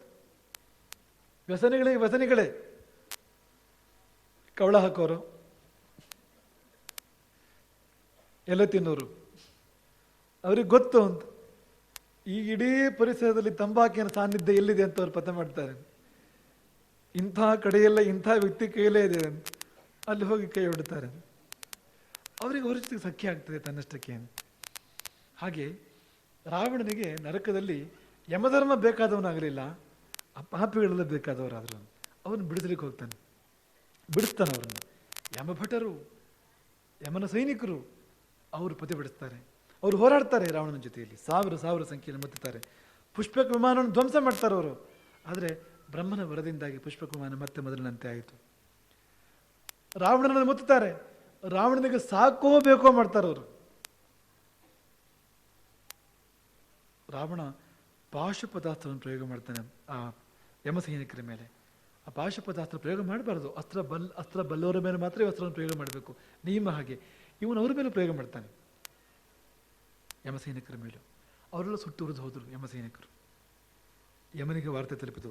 ತನ್ನ ವೀರ ಭಟರು ಧರ್ಮದ ರಕ್ಷಣೆ ಮಾಡ್ತಾ ಮಾಡ್ತಾ ಪ್ರಾಣ ತೆತ್ತರು ಗೊತ್ತಾದಾಗ ಯಮ ತಾನೇ ಯುದ್ಧಕ್ಕೆ ಇಡ್ತಾನೆ. ಯಮನ ಪಕ್ಕದಲ್ಲಿ ಕಾಲದಂಡ, ಇನ್ನೊಂದು ಪಕ್ಕದಲ್ಲಿ ಮೃತ್ಯು, ರೋಗಗಳು ಎಲ್ಲವೂ ಹೊರಟು ನಿಂತು ಯುದ್ಧಕ್ಕೆ. ರಣಭೂಮಿಯನ್ನು ಯಮ ಪ್ರವೇಶ ಮಾಡ್ತಾನೆ. ಯಮ ರಾವಣರ ಮಧ್ಯೆ ಘೋರ ಸಮರ, ಘನಘೋರ ಸಮರ. ಯಮನ ಕೈಯಲ್ಲಿ ಪೆಟ್ಟು ತಿಂದು ರಾವಣ ಎಚ್ಚರ ತಪ್ಪಿ ಬಿಡ್ತಾನೆ. 7 ಹಗಲು 7 ರಾತ್ರಿ ಅವನನ್ನು ಕೊಲ್ಲಲಿಲ್ಲ ಯಮ. ಯಾಕೆಂದ್ರೆ ಕಾನೂನು ಆಗಿದೆ ಅಂತ, ಆಯುಸ್ಸು ಮುಗ್ದಿಲ್ಲ ಅಂತ. ಮತ್ತೆ ಎಚ್ಚೆತ್ತುಕೊಂಡು ಯಮನ ಮೇಲೆ ಆಕ್ರಮಣ ಮಾಡ್ತಾನೆ. ಮೃತ್ಯುವಿಗಂತೂ ರೋಷ ಉಕ್ಕಿ ಹೋಯ್ತಂತೆ ಯಮನ ಪಕ್ಕದಲ್ಲಿದ್ದ ಮೃತ್ಯುವಿಗೆ. ಬಿಡು ನನ್ನನ್ನು, ನಾನೇನು ಮಾಡಬೇಕು ಅಂತಿಲ್ಲ, ನಾನು ನೋಡಿದ್ರೆ ಸಾಕಿ ಇವನನ್ನು, ಸಾಯ್ತಾನೆ ಇವನು, ನನಗಿರೋ ಪ್ರಭಾವ ಅಂಥದ್ದು, ನನ್ನನ್ನು ಬಿಡು ಮುಂದೆ. ಯಮ ಹಿಡ್ದ, ಇಲ್ಲ ನೀ ಹಿಂದೆ ಇರು, ನಾನೇ ಮಾಡ್ತೇನೆ ಇವನಿಗೆ ಮಾಡಬೇಕಾದ್ದನ್ನು. ರಾವಣ 1,00,000 ಬಾಣಗಳನ್ನು ಸುರಿಸ್ತಾನೆ ಯಮನ ಮೇಲೆ, ನಖಶಿಖಾಂತ ಗಾಯಗೊಳಿಸ್ತಾನೆ ಯಮನನ್ನ. ಸುಟ್ಟು ಎಲ್ಲಿಂದ ಬಂತು ಯಮನಿಗೆ? ಕಾಲದಂಡಕ್ಕೆ ಕೈ ಹಾಕ್ತಾನವನು. ಕಾಲದಂಡದ ಮೇಲಿನ ಆಯುಧ ಮತ್ತೊಂದಿಲ್ಲ, ಅದರಿಂದ ಪ್ರಹರಿಸಿದ್ರೆ ಸಾವಲ್ಲದೆ ಬೇರೆ ಗತಿ ಇಲ್ಲ. ಕಾಲದಂಡಕ್ಕಿರುವ ವರವೇ ಹಾಗೆ, ಬ್ರಹ್ಮ ಕೊಟ್ಟ ವರ ಅದು. ಕಾಲದಂಡ ಸೃಷ್ಟಿ ಮಾಡುವಾಗ ಇದನ್ನು ಯಾರ ಮೇಲೆ ಪ್ರಯೋಗ ಮಾಡಿದರೂ ಮುಗಿಯಿತು ಅವರ ಕಥೆ. ಎಂದೂ ಸಮತೋಲನ ಕಳ್ಕೊಳ್ಳದ ಯಮ ಒಂದು ಸಮತೋಲನ ಕಳ್ಕೊಳ್ತಾನೆ, ಕಾಲದಂಡಕ್ಕೆ ಕೈ ಹಾಕ್ತಾನೆ. ಅದನ್ನು ಪ್ರಯೋಗಿಸಬೇಕು ರಾವಣನ ಮೇಲೆ. ಆಗ ಬ್ರಹ್ಮ ಪ್ರಕಟ ಆಗ್ತಾನೆ ಯಮನ ಮುಂದೆ. ಏನು ಮಾಡ್ಲಿಕ್ಕೆ ಹೊರಟಿದ್ದೀನಿ ನೀನು? ಯಮನನ್ನು ಗದರಿಸ್ತಾನೆ ಬ್ರಹ್ಮದೇವ. ನನ್ನನ್ನು ಸುಳ್ಳು ಮಾಡ್ಲಿಕ್ಕೆ ಹೊರಟಿದೀಯಾ? ನೀನು ಈ ಕಾಲದಂಡ ಪ್ರಯೋಗ ಮಾಡಿದ್ರೆ ರಾವಣ ಸತ್ತರೆ ನಾ ರಾವಣನಿಗೆ ಕೊಟ್ಟ ವರ ಸುಳ್ಳಾಯಿತು, ದೇವತೆಗಳಿಂದ ಸಾವಿಲ್ಲ. ಸಾಯದೇ ಇದ್ರೆ ಕಾಲದಂಡಕ್ಕೆ ನಾನು ಕೊಟ್ಟ ವರ ಸುಳ್ಳಾಯಿತು. ನನ್ನನ್ನೇ ಸುಳ್ಳು ಮಾಡ್ತೀಯ? ಸೃಷ್ಟಿಕರ್ತನೇ ಸುಳ್ಳಾದ್ರೆ ಸೃಷ್ಟಿಯೇ ಸುಳ್ಳಾದೀತು, ಸೃಷ್ಟಿ ಮರ್ಯಾದೆ ಅಸ್ತವ್ಯಸ್ತವಾದೀತು. ಆಯುಸ್ಸು ಮುಗಿಯುವುದಕ್ಕಿಂತ ಮುಂಚೆ ಪ್ರಾಣ ತೆಗಲಿಕ್ಕೆ ಯಾರು ಹಕ್ಕು ಕೊಟ್ಟವರು ನಿನಗೆ? ಯಮ ಎಚ್ಚರಾದ. ಸರಿ, ಮತ್ತೆ ನಾನು ಇಲ್ಲಿದ್ದೇನು ಮಾಡಲಿ? ಇವನನ್ನು ಕೊಲ್ಲೋ ಹಾಗಿಲ್ಲ, ಇವನ ಮೇಲೆ ಕಾಲದಂಡ ಪ್ರಯೋಗ ಮಾಡೋ ಹಾಗಿಲ್ಲ. ಈ ಯುದ್ಧಕ್ಕೆ ಏನರ್ಥ? ಸರಿ ಪ್ರಭುವೆ, ಒಪ್ಪಿದ್ದೇನೆ ಪಿತಾಮಹ, ನೀನು ಆಜ್ಞೆಯನ್ನು ಪಾಲಿಸ್ತೇನೆ. ಯುದ್ಧ ಭೂಮಿಯಿಂದ ಅದೃಶ್ಯನಾಗ್ತಾನೆ ಯಮ. ವಿಜಯ ಪದಾಕಿಯನ್ನು ಹಾರಿಸಿ ರಾವಣ ನಾ ಗೆದ್ದೇನ್, ಯಮನನ್ನು ಗೆದ್ದೇನ್, ಯಮಲೋಕದಿಂದ ತೊಲಗಿದ. ಇದೊಂದು ಮುಖ, ಇದು ಕಾನೂನು ಭಂಗದ ಮುಖ. ಇವತ್ತು ಕೂಡ ಇಂಥ ಮುಖದವ್ರು ಕಾಣ್ತಾರೆ. ಅಗತ್ಯವೇ ಇಲ್ಲದಿದ್ರು ರೈಟ್ ಸೈಡಲ್ಲಿ ಡ್ರೈವ್ ಮಾಡೋದು, ಲೆಫ್ಟ್ ಸೈಡ್ ಖಾಲಿ ಇದೆ, ಆದರೆ ಅವರು ರೈಟ್ ಸೈಡೇ ಬೇಕು ಅವರಿಗೆ. ರಸ್ತೆಯಲ್ಲಿ ರೈಟ್ ಸೈಡ್ ಬೇಕು, ಜೀವನದಲ್ಲಿ ಯಾವತ್ತೂ ರೈಟ್ ಸೈಡ್ ಬೇಡ ಅವರಿಗೆ. ಜೀವನದಲ್ಲಿ ಲೆಫ್ಟ್ ಸೈಡೇ, ರಸ್ತೆಯಲ್ಲಿ ಮಾತ್ರ ಅದು. ಖುಷಿಗೆ ನಿಯಮ ಭಂಗ ಮಾಡೋರು, ಕಾನೂನು ಭಂಗ ಮಾಡೋರು. ಉದ್ದೇಶ ಏನಿಲ್ಲ, ಪ್ರಯೋಜನ ಏನಿಲ್ಲ, ನಿಯಮ ಭಂಗ ಮಾಡುವುದೇ ಅವರ ಉದ್ದೇಶ, ಅವರ ಜೀವನ. ರಾವಣನ ಬದುಕು ಹೀಗಾಗಿ ಹೋಯಿತು. ಉದ್ದಕ್ಕೂ ನಿಯಮಗಳನ್ನು ಮುರಿತಾ ಮುರಿತಾ ಮುರಿತಾ ಮುರಿತಾ ಆತ ಮುಂದುವರಿತಾನೆ.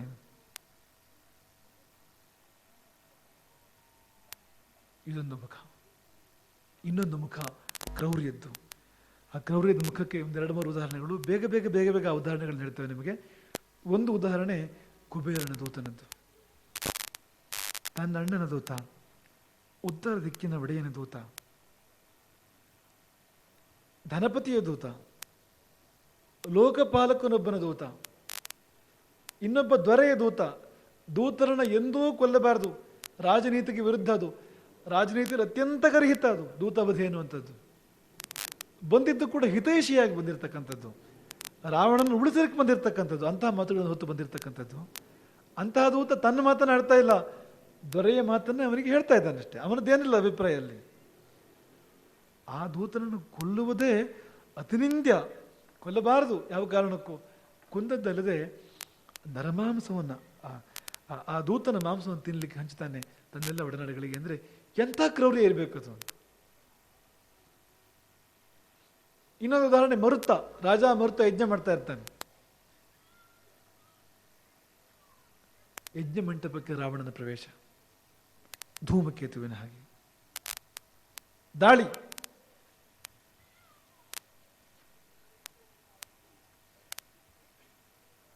ಯುದ್ಧಕ್ಕೆ ಬಾ ಅಂತ ಯಜ್ಞ ದೀಕ್ಷಿತನಾದ ಮರುತ್ತನಿಗೆ ಕರೆ.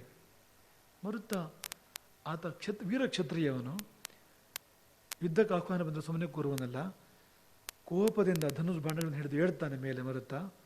ಪುರೋಹಿತ ಸಂವರ್ಧ ತಡೆದು ನಿಲ್ಲಿಸ್ತಾನೆ ಮರುತ್ತನನ್ನು. ಕೂಡದು. ಎಲ್ಲಿ ಯಜ್ಞ, ಎಲ್ಲಿ ಯುದ್ಧ, ಎಲ್ಲಿಯ ವ್ರತ ನಿಯಮಗಳು, ಎಲ್ಲಿಯ ರೋಷ ಆವೇಶ? ಸಲ್ಲದು, ಮಾಡಿಕೊಡುದು ನೀವು ಇದನ್ನು. ಪುರೋಹಿತರ ಮಾತಿಗೆ ಬೆಲೆ ಕೊಡ್ತಾನೆ ಮರುತ್ತ. ಪುನಃ ಯಜ್ಞ ಕೂತ್ಕೊಳ್ತಾನೆ, ಯಜ್ಞವನ್ನು ಮುಂದುವರಿಸ್ತಾನೆ. ಗೆದ್ದೆ ಅಂತ ಅಟ್ಟಹಾಸ ಮಾಡಿದ ರಾವಣ ಸುಮ್ಮನೆ ಕಾಲು ಕೇಳಲಿಲ್ಲ ಅಲ್ಲಿಂದ. ಆತ ಮಾಡಿದ ಕೆಲಸ ಏನು? ಯಜ್ಞ ಮಂಟಪದಿಂದ ಹೊರಬರುವಾಗ ಎದುರು ಸಿಕ್ಕಿದ ಋಷಿಗಳನ್ನ ಕೊಂದು ಅವರ ಮಾಂಸ ತಿಂದು ಅಲ್ಲೇ ಯಜ್ಞ ಮಂಟಪದಲ್ಲೇ ರಕ್ತ ಕುಡಿದು ಅಲ್ಲಿಂದ ಹೊರಟ. ರಾಮಾಯಣದಲ್ಲಿ ಈ ಘಟನೆ ಯಾವಾಗ ಓದಿದ್ವೋ ರಾವಣನ ಬಗ್ಗೆ ಇದ್ದ ಚೂರ್ಪಾರ ಅಭಿಪ್ರಾಯ ಹೋಯಿತು ನಮಗೆ. ಇದು ಅಥೆಂಟಿಕ್, ಇದು ಮೂಲ ವಾಲ್ಮೀಕಿ ರಾಮಾಯಣದ ಉತ್ತರಾಖಂಡದಲ್ಲಿ ಬರ್ತಕ್ಕಂಥ ಒಂದು ಸಂಗತಿ ಇದು. ವಿತೃಪ್ತೋ ಉದರೈಸ್ತೇಷಾಂ ಸುಮ್ಮನೆ ರೋಷಕ್ಕೆ ಕುಡಿದಿದ್ದಲ್ಲ, ಅದು ರಕ್ತ ಕುಡಿದು ವಿತೃಪ್ತನಾದ ಅಂತ. ವಿತೃಪ್ತ ಅಂದರೆ ಸುಮ್ಮನೆ ತೃಪ್ತ ಅಲ್ಲ, ಹೆಚ್ಚು ತೃಪ್ತನಾದ, ವಿಶೇಷವಾಗಿ ತೃಪ್ತನಾದ. ವಿಶೇಷವಾಗಿ ತೃಪ್ತನಾದ, ವಿಕೃತವಾಗಿ ತೃಪ್ತನಾದ, ವಿಕೃತ ತೃಪ್ತಿ. ಅವನ ಕ್ರೌರ್ಯಕ್ಕಿದು ಉದಾಹರಣೆ, ರಾವಣನ ಕ್ರೌರ್ಯಕ್ಕೆ. ಇನ್ನೊಂದು ಉದಾಹರಣೆ, ಕಾಲಕೇಯರ ಮೇಲೆ ಅವನು ಮಾಡಿದ ದಾಳಿ. ಅಶ್ಮನಗರಿ ಕಾಲಕೇಯರೆಂಬ ದಾನವರ ಕೇಂದ್ರ ಅದು. ಅಲ್ಲಿ ವಿದ್ಯುಜ್ಜಿಹ್ವನಿದ್ದಾನೆ, ಇವನ ಭಾವ ಶೂರ್ಪಣಖೆಯ ಗಂಡ. ಅಲ್ಲಿ ದಾಳಿ ಮಾಡ್ತಾನ.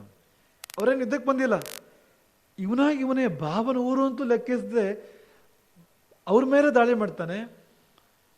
ಕಡಿದು ಚೆಲ್ತಾನೆ ಕಾಲಕೇಯರನ್ನೆಲ್ಲ. ಅವರ ಮಧ್ಯೆ ಅವರ ರಕ್ಷಣೆಗಾಗಿ ಹೊರಗೆ ಬಂದಿರತಕ್ಕಂಥ ಭಾವ ವಿದ್ಯುಜ್ಜಿಹ್ವ ಅವನನ್ನು ಕಡಿದು ಚೆಲ್ಲಿದ. ತಂಗಿ ಗಂಡ, ತಂಗಿ ವಿಧವೆ ಆಗ್ತಾಳೆ. ಇವನಿಗೇನು ಪ್ರಯೋಜನ ಇಲ್ಲ ಅದರಿಂದ. ಅವಿವೇಕದ ಕ್ರೌರ್ಯ, ಅವಿವೇಕದ ಕ್ರೌರ್ಯ.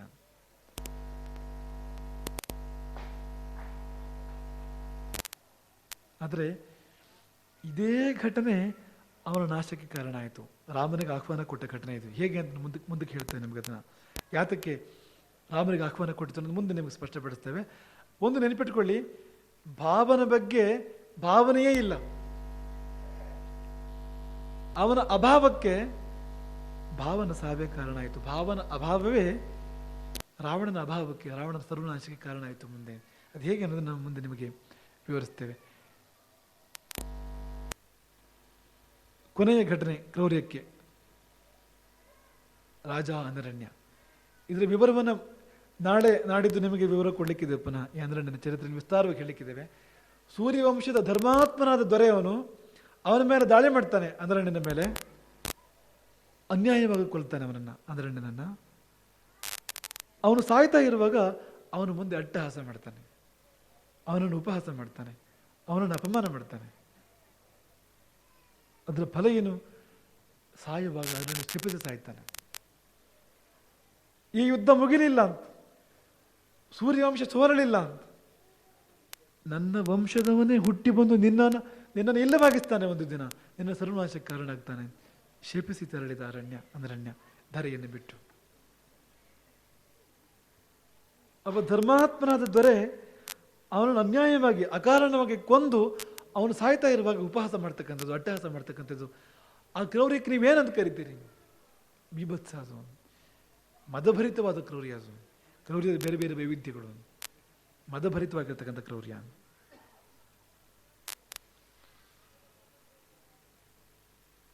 ಧರೆಯ ಧರ್ಮಾತ್ಮನಾದ ದೊರೆಯನ್ನು ಕೊನೆಗಾಣಿಸಿದ ರಾವಣನೆಂಥ ದೊರೆ.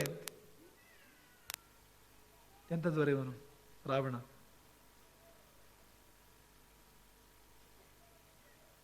ಕುಮಾರವ್ಯಾಸನ ಭಾಷೆಯಲ್ಲಿ ಹೇಳ್ಬೇಕು ನಾವು ಅದನ್ನು, ಅವನೆಂಥ ದೊರೆ ಅನ್ನೋದನ್ನು. ಧರೆಯಲ್ಲಿ ಅಂಥ ರಾಜರನ್ನು ಸಂಹಾರ ಮಾಡಿದವನು ಪರ್ಯಾಯ ಕೊಡ್ಬೇಕಲ್ವಾ?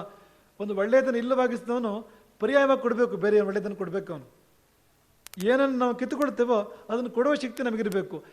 ಅಂತಹ ಒಂದು ಧರ್ಮರಾಜ್ಯವನ್ನು ಕೊನೆಗಾಣಿಸ್ತವನು ಎಂತಹ ರಾಜ್ಯ ಕೊಟ್ಟವನು? ಅರಸು ರಾಕ್ಷಸ, ಮಂತ್ರಿ ಎಂಬುವ ಮರೆವ ಹುಲಿ, ಪರಿವಾರ ಹದ್ದಿನ ನೆರವಿ, ಬಡವರ ಭಿನ್ನಪವು ನಿನ್ನಾರು ಕೇಳುವರು. ಉರಿಯುತ್ತಿದೆ ದೇಶ, ನಾವೆನ್ನಿರಳು ಬಾರದೆನ್ನುತ್ತ ಜನ ಬೇಸರನ ಬೇಗೆಯಲ್ಲಿದ್ದರು. ಎಲೆ ಭೂಪಾಲ ಕೇಳೆಂದ. ನಾರದರ ಮಾತು ಇದು. ಕುಮಾರವ್ಯಾಸ ಭಾರತದಲ್ಲಿ ದೊರೆ ಹೇಗಿರಬಾರ್ದು ಅನ್ನೋದಕ್ಕೆ ಈ ಪದ್ಯಕ್ಕೆ ರಾವಣ ಅನ್ವರ್ಥ. ಅರಸು ರಾಕ್ಷಸನಾಗಬಾರದು, ರಾಕ್ಷಸ ಗುಣದವನಾಗಬಾರದು. ಇಲ್ಲಿ ಏನು ಅಂದರೆ ಲಂಕೆಯ ದೊರೆ ರಾಕ್ಷಸನೇ ಮತ್ತು ಮಹಾರಾಕ್ಷಸ, ಪರಮ ರಾಕ್ಷಸ. ಮಂತ್ರಿ ಮರೆವ ಹುಲಿ, ಪ್ರಹಸ್ತನೇ ಮೊದಲಾದ ಮಂತ್ರಿಗಳು ಆತನಿಗೆ. ಪರಿವಾರ ಹದ್ದಿನ ನೆರವಿ. ಇಂತಹ ರಾಜ್ಯದಲ್ಲಿ ಪ್ರಜೆಗಳು ಹೇಗಿದ್ದಾರೋ ಹೇಗಿರ್ಲಿಕ್ಕೆ ಸಾಧ್ಯ? ಶಿಪಾದ ಅರಸು ರಾಕ್ಷಸ, ಮಂತ್ರಿ ಎಂಬುವ ಮೊರೆವ ಹುಲಿ, ಮಂತ್ರಿ ಎಂಬುವ ಮೊರೆವ ಹುಲಿ, ಪರಿವಾರ ಹದ್ದಿನ ನೆರವಿ, ಬಡವರ ಭಿನ್ನಪವ ನಿನ್ನಾರು ಕೇಳುವರು. ಅರಸು ರಾಕ್ಷಸ ಮಂತ್ರಿ ಎಂಬವ ಮೊರೆವ ಹುಲಿ ಪರಿವಾರ ಹತ್ತಿನ ನೆರವಿ ಬಡವರ ಭಿನ್ನಪವ ಇನ್ಯಾರು ಕೇಳುವರು, ಇನ್ಯಾರು ಕೇಳುವರು. ಉರಿ ಉರಿಬುತ್ತಿದೆ ದೇಶ, ಉರಿ ಉರಿಬುತ್ತಿದೆ ದೇಶ, ನಾವಿನ್ನಿರಲು ಬಾರದು, ನಾವಿನ್ನಿರಲು ಬಾರದೆನುತ್ತ ಜನ ಬೇಸರಿನ ಬೇಗೆಯಲಿದ್ದರಲೆ ಭೂಪಾಲ. ಉರಿ ಉರಿಬುತ್ತಿದೆ ದೇಶ, ನಾವಿನ್ನಿರಲು ಬಾರದು ಎನ್ನುತ್ತ ಜನ ಬೇಸರಿನ ಬೇಗೆಯಲಿದ್ದರಲೆ ಭೂಪಾಲ ಕೇಳೆಂದ.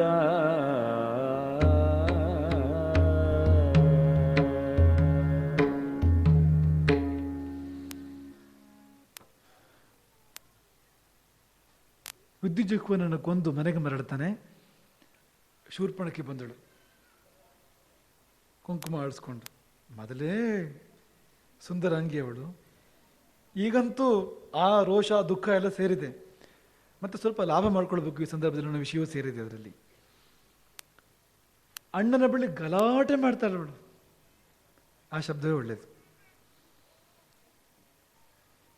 ರಾವಣನಿಗೆ ತಲೆ ಬಿಸಿಯಾಗಿ ಹೋಯ್ತು, ಏನು ಮಾಡೋದು ಅಂತಲೇ ಗೊತ್ತಾಗಲಿಲ್ಲ. ಹೇಗೆ ಸಮಾಧಾನ ಮಾಡೋದು ಇವಳನ್ನ, ಹೇಗಾದ್ರೂ ಅವಳನ್ನ ಸಾಗ ಹಾಕಬೇಕು ಅಂತ ಪುಸಲಾಯಿಸಿದ ತಂಗಿಯನ್ನ. ಒಬ್ಬ ಗಂಡ ಹೋದರೇನು, 14,000 ಸೈನಿಕರನ್ನು ಕೊಡ್ತೇನೆ ನಿನಗೆ, ಕರದೂಷಣರನ್ನ ಜೊತೆ ಕೊಡ್ತೇನೆ ರಕ್ಷಣೆಗೆ. ಹೋಗು, ಜನಸ್ಥಾನಕ್ಕೆ ಹೋಗು, ಪಂಚವಟಿಗೆ ಹೋಗು, ಅಲ್ಲಿ ಕೇಂದ್ರ ಮಾಡಿಕೊಂಡು ರಾಜ್ಯ ಆಳು ನೀನು, ರಾಣಿ ಇದ್ದಾಗ ನೀನು. ಹಲವು ಉದ್ದೇಶಗಳು ಅದಕ್ಕೆ. ಒಂದು, ಈ ತಂಗಿನ ಹೇಗಾದರೂ ಸಾಗ ಹಾಕಬೇಕು ಅಂತ, ಊರು ಬಿಡಿಸ್ಬೇಕು ಅಂತ, ಇಲ್ಲದ್ರೆ ನೆಮ್ಮದಿ ಇಲ್ಲ. ಇನ್ನೊಂದು, ಭಯೋತ್ಪಾದಕ ಚಟುವಟಿಕೆಗಳು ಆರಂಭ ಆಗಬೇಕು. ಎಲ್ಲಿ? ಭಾರತದ ಹೃದಯ ಭಾಗದಲ್ಲಿ. ದಂಡಕಾರಣ್ಯ ಅದರ ವ್ಯಾಪ್ತಿ ಅಲ್ಲಿವರೆಗೂ ಬರ್ತದೆ. ಈ ಕರದೂಷಣರ ವ್ಯಾಪ್ತಿ, ಶೂರ್ಪಣಖಿ ವ್ಯಾಪ್ತಿ ಚಿತ್ರಕೂಟದವರೆಗೂ ಇತ್ತು, ಅಯೋಧ್ಯೆ ಹತ್ರದವರೆಗೂ. ವಿಧ್ವಂಸಕ ಚಟುವಟಿಕೆಗಳು, ಬೇರೆ ಏನೂ ಕೆಲಸ ಇಲ್ಲ. ಸಜ್ಜನರನ್ನು ನಾಶ ಮಾಡಿದ್ದು ಮಾತ್ರ ಕೆಲಸ, ಬೇರೆ ಏನೂ ಕೆಲಸ ಇಲ್ಲ. ಯಜ್ಞ ದಾನ ತಪಸ್ಸು ಕೆಡಿಸಿ, ಒಳ್ಳೆಯವರನ್ನು ಪೀಡಿಸಿ. ನಿಸ್ಸಂಶಯವಾಗಿಯೂ ಇವತ್ತಿರ್ತಕ್ಕಂಥ ಭಯೋತ್ಪಾದಕ ಚಟುವಟಿಕೆಗಳು ಏನಿದೆಯೋ ಇದೇ ಬಗೆಯ ಚಟುವಟಿಕೆಗಳನ್ನು ಮಾಡ್ತಾ ಇದ್ದಿದ್ದು ರಾವಣ. ಇದೇ ಬಗೆಯ ಚಟುವಟಿಕೆಗಳು, ನಿರಪರಾಧಿಗಳ ಹತ್ಯೆ, ಹಿಂಸೆ, ಆ ಕೆಲಸ ನಡೆದ ಹಾಗಾಯ್ತಲ್ಲಿ. ಈ ಕಡೆ ಇದು ಆದ ಹಾಗಾಯ್ತು, ತಂಗಿನೂ ಸಾಗ ಹಾಕಿದಾಗಾಯ್ತು. ರಾವಣನ ಇನ್ನೊಂದು ಮುಖ, ಕುಟಿಲತೆಯ ಮುಖ. ಇದು ಮನೆ ಒಳಗೆ ಕುಟಿಲತೆ, ರಾಜಕೀಯ ಮನೆ ಒಳಗೆ. ಉದ್ದೇಶ ಬೇರೆ, ತೋರೋದು ಬೇರೆ. ಬಲ್ಲವರೊಬ್ರು ಹೇಳ್ತಾರೆ, ನೀನು ಏನಾಗಿ ತೋರಿ ಬರ್ತಾ ಇದೆಯೋ ಪ್ರಪಂಚಕ್ಕೆ ಅದು ನೀನೆಲ್ಲ ಅಂತ. ಏನನ್ನು ಅಡಗಿಸಿಟ್ಕೊಂಡಿದೆಯೋ ಒಳಗೆ ಅದು ನಿಜವಾಗಿ ನೀನು. ಒಳಗಿನ ಮುಖವೇ ಬೇರೆ, ಹೊರಗಿನ ಮುಖವೇ ಬೇರೆ. ಆದರೆ ಈ ಹೆಜ್ಜೆಯೇ ರಾವಣನ ನಾಶಕ್ಕೆ ಕಾರಣ ಆಯಿತು. ನೀವು ಗಮನಿಸಿ, ಶೂರ್ಪಣಖಿಯನ್ನು ದಂಡಕಾರಣ್ಯಕ್ಕೆ ಕಳುಹಿಸದೇ ಇದ್ದಿದ್ರೆ, ರಾಮ ವನವಾಸ ಮಾಡುವಾಗ ಶೂರ್ಪಣಖಿ ರಾಮನನ್ನು ನೋಡುವ ಪ್ರಮೇಯ ಇರಲಿಲ್ಲ, ರಾಮನಿಗೆ ಮರಳಾಗುವ ಪ್ರಮೇಯ ಇರಲಿಲ್ಲ, ರಾಮನ ಮೇಲೆ ಮನಸ್ಸು ಮಾಡುವ ಪ್ರಮೇಯ ಇರಲಿಲ್ಲ, ಕಿವಿ ಮೂಗು ಕೊಯ್ಸ್ಕೊಳ್ಳುವ ಪ್ರಮೇಯವೂ ಇರಲಿಲ್ಲ.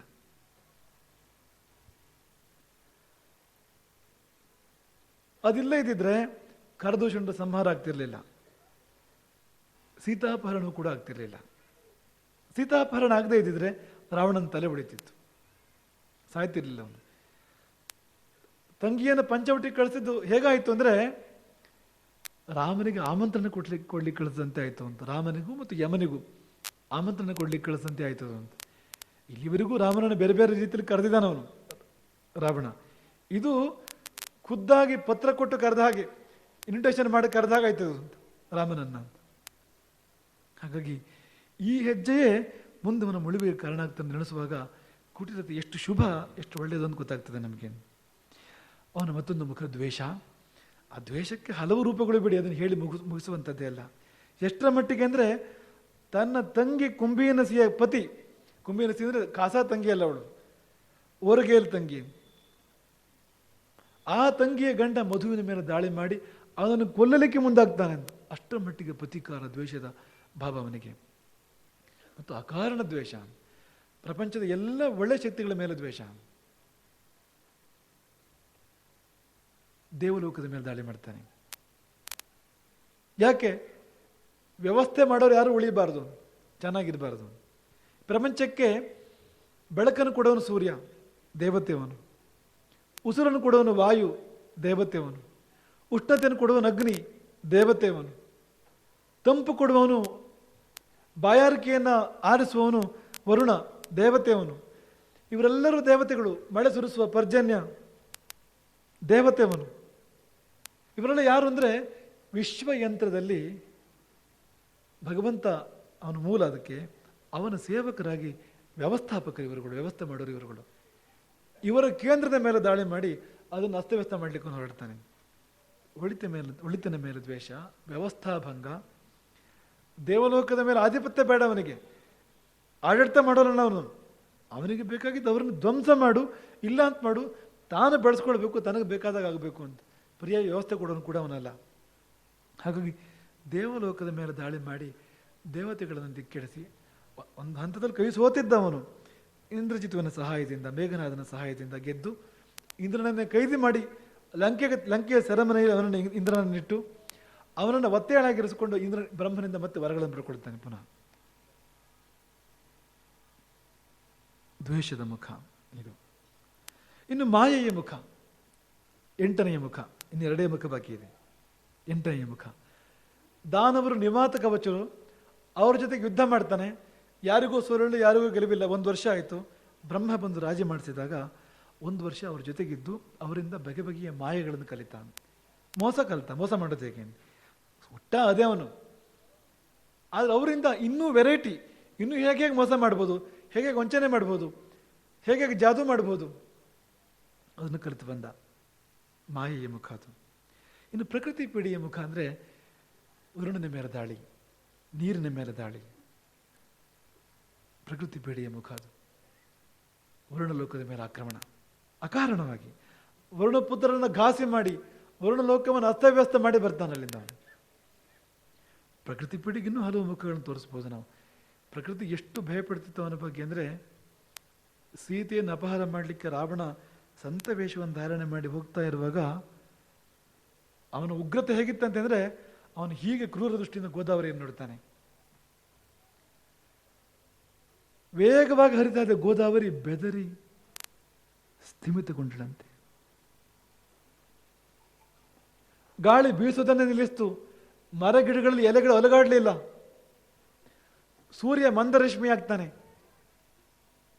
ಕತ್ತಲಾಗ್ತಾನೆ ಸೂರ್ಯ. ವನದೇವತೆಗಳು ದಿಕ್ಕಿಟ್ಟು ಓಡ್ತಾರೆ. ವನದೇವತೆಗಳು ಪ್ರಕೃತಿಯ ಪ್ರತಿನಿಧಿಗಳು, ಅವರೆಲ್ಲ ದಿಕ್ಕಿಟ್ಟು ಓಡ್ತಾರೆ. ಅಂತಹ ಪ್ರಕೃತಿ ಪೀಡೆಯ ಮುಖ ಹೊಂದಿತ್ತು ಅವನಿಗೆ. ನಿನ್ನೆ ಹೇಳಿದ ಹಾಗೆ ಅವನು ಹುಟ್ಟಿದ ಕೂಡಲೇ ಇಡೀ ಪ್ರಕೃತಿಯಲ್ಲಿ ಅಲಾರ್ಮ್ ಆಯಿತು ಅಂತ. ಅಲಾರ್ಮ್ ಅಂತ ಕರೀತಾನೆ ಅದನ್ನು. ಆ ಅಪಶಕುನಗಳು, ಸಮುದ್ರದ ಸಂಕ್ಷೋಭವೋ, ಭೂಕಂಪವೋ, ರಕ್ತದ ಮಳೆಯೋ, ಮಾಂಸಾಶಯ ಪ್ರಾಣಿ ಪಕ್ಷಿಗಳ ಆ ಭ್ರಮಣವೋ, ನರಿಗಳ ಊಳಿಡುವಿಕೆಯೋ, ಇದೆಲ್ಲ ಪ್ರಕೃತಿಯ ತಲ್ಲಣವನ್ನು, ಅಸ್ತವ್ಯಸ್ತತೆಯನ್ನು ಹೇಳ್ತದೆ. ಪ್ರಕೃತಿ ಪೀಡಕ. ಇನ್ನು 10ನೆಯ ಮುಖ,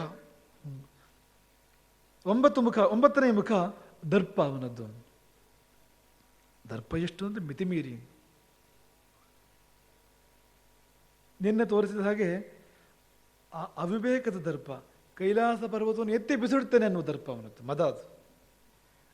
ರಾವಣನ ಜೀವನದಲ್ಲಿ ದೇವರಿಗಂತ ದರ್ಪ ದೊಡ್ಡದು, ಶಂಕರನಿಗಿಂತ ಅಹಂಕಾರ ದೊಡ್ಡದು. ಹಾಗಾಗಿ ಕೈಲಾಸ ಪರ್ವತವನ್ನು ಎತ್ತಿ ಬಿಸಿಡುವ ಪ್ರಯತ್ನವನ್ನು ಮಾಡ್ತಾನೆ. ಇನ್ನೊಂದು ಸಂದರ್ಭ ಇದೆ, ಅದು ಈಶ್ವರನಿಗೆ ಸಂಬಂಧಪಟ್ಟಿದೆ.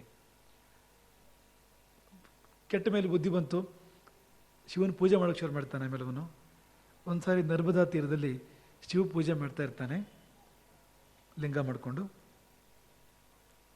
ನೆರೆ ಬಂತು, ತೊಳ್ಕೊಂಡು ಹೋಯ್ತು ಪೂಜೆ ಸಾಮಗ್ರಿಗಳೆಲ್ಲ. ಏನಪ್ಪ ಅಂತ, ಮಳೆ ಇಲ್ಲ ಮತ್ತೊಂದೆಲ್ಲ ಏನಿಲ್ಲ, ಇದ್ದಕ್ಕಿದ್ದ ಪ್ರವಾಹ ಯಾಕೆ ಬಂತು ಅಂತ. ಮತ್ತೆ ಪ್ರವಾಹ ನಿಂತೋಯ್ತು, ನದಿ ಬಡಕಲಾಯಿತು. ಮತ್ತೆ ಪೂಜೆ ಶುರು ಮಾಡ್ತಾನೆ. ಕೆಲವು ಹೊತ್ತಿನ ಬಳಿಕ ಜೋರು ಪ್ರವಾಹ ಬಂತು, ಮತ್ತೆ ಸಾಮಗ್ರಿಗಳು ಕೊಚ್ಚಿ ಹೋದವು. ಮಂತ್ರಿಗಳಿಗೆ ಹೇಳಿದೆ, ಯಾರು ನೋಡಿಯೋದು, ಯಾರು ಇರಬೇಕಲ್ಲಿ, ಕೃತ್ರಿಮ ಪ್ರವಾಹ ಇದು. ನಿಜವಾಗಿ ಕೂಡ ಹೋದದು. 20 ತೋಳಿನ ರಾವಣ ಯಾವ ಲೆಕ್ಕ, 1000 ತೋಳುಗಳು ಕಾರ್ತಿವೀರ್ಯ ಅರ್ಜುನ. ಆತ ಜಲಕ್ರೀಡೆ ಆಡ್ತಾ ಇದ್ದ ರಾಣಿಯರ ಜೊತೆಗೆ. ಆತ 500 ಬಾಹುಗಳಿಂದ ನರ್ಮದೆಯನ್ನು ತಡೆದು ನಿಲ್ಲಿಸೋದು, ಇನ್ನು 500 ಬಾಹುಗಳಿಂದ ಜಲಕ್ರೀಡೆ ಆಡೋದು ರಾಣಿಯರ ಜೊತೆಗೆ. ಮತ್ತೆ ನೀರು ಬಿಟ್ಟಾಗ ಅದು ಮಹಾಪೂರ. ಅದು ಪೂಜೆ ಬಿಟ್ಟಿದ್ರಂತೆ ರಾವಣ. ಅದನ್ನೇ ಹೇಳಿದ್ದು, ದೇವರಿಗಿಂತ ದರ್ಪ ದೊಡ್ಡದು.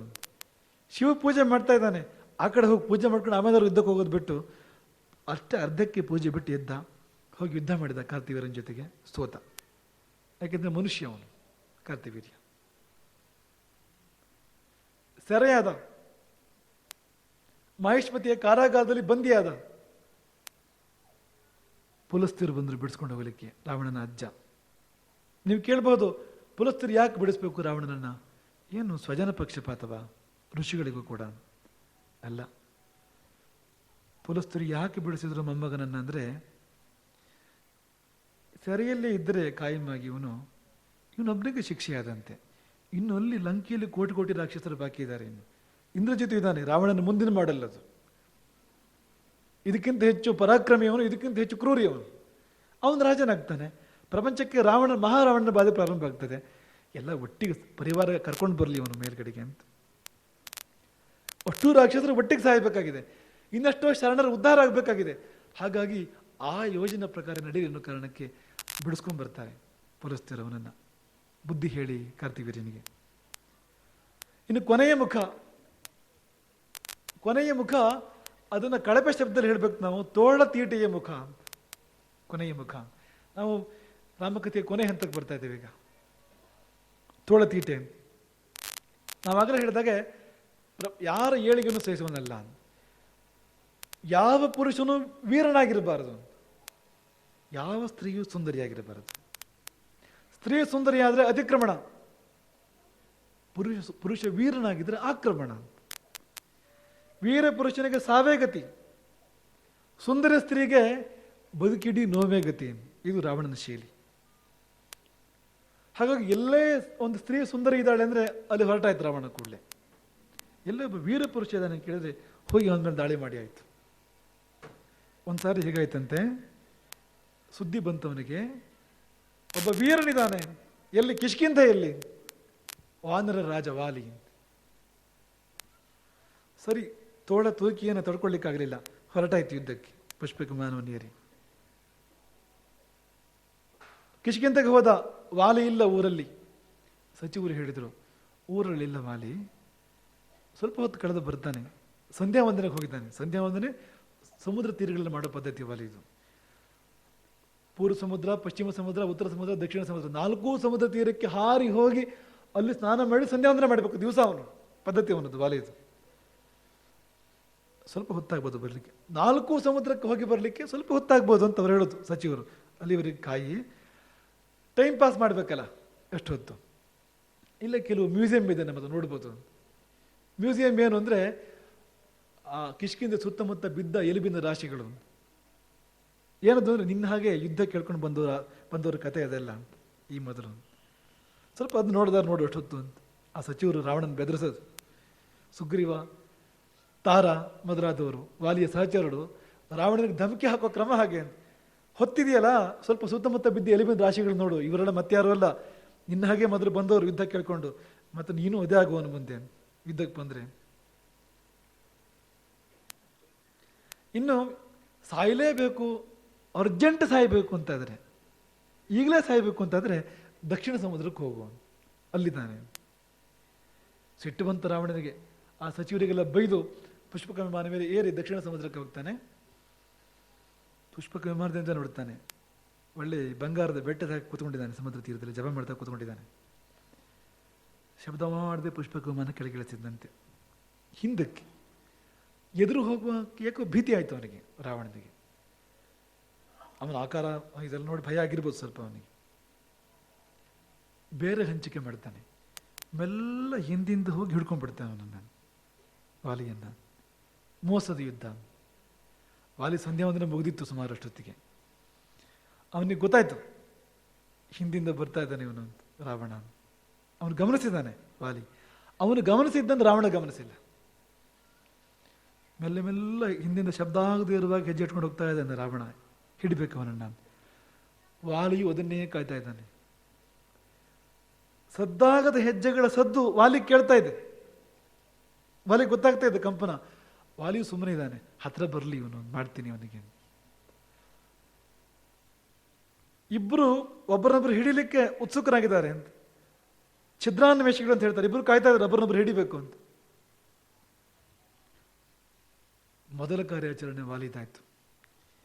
ಹೆಜ್ಜೆ ಸಪ್ಪಳದಿಂದಲೇ, ಸದ್ದಾಗದ ಹೆಜ್ಜೆ ಆದರೂ ರಾವಣನ ಹೆಜ್ಜೆ ಅಲ್ವ ಎಷ್ಟಂದ್ರು ಅದು, ಕೈಗೆ ಸಿಗುವಷ್ಟು ಹತ್ರ ಬಂದ ಅಂತ ಯಾವಾಗ ವಾಲಿಗೆ ಗೊತ್ತಾಯ್ತೋ ಗಬಕ್ಕನ್ನು ಹಿಡ್ಕೊಂಡಂತ ರಾವಣನನ್ನು.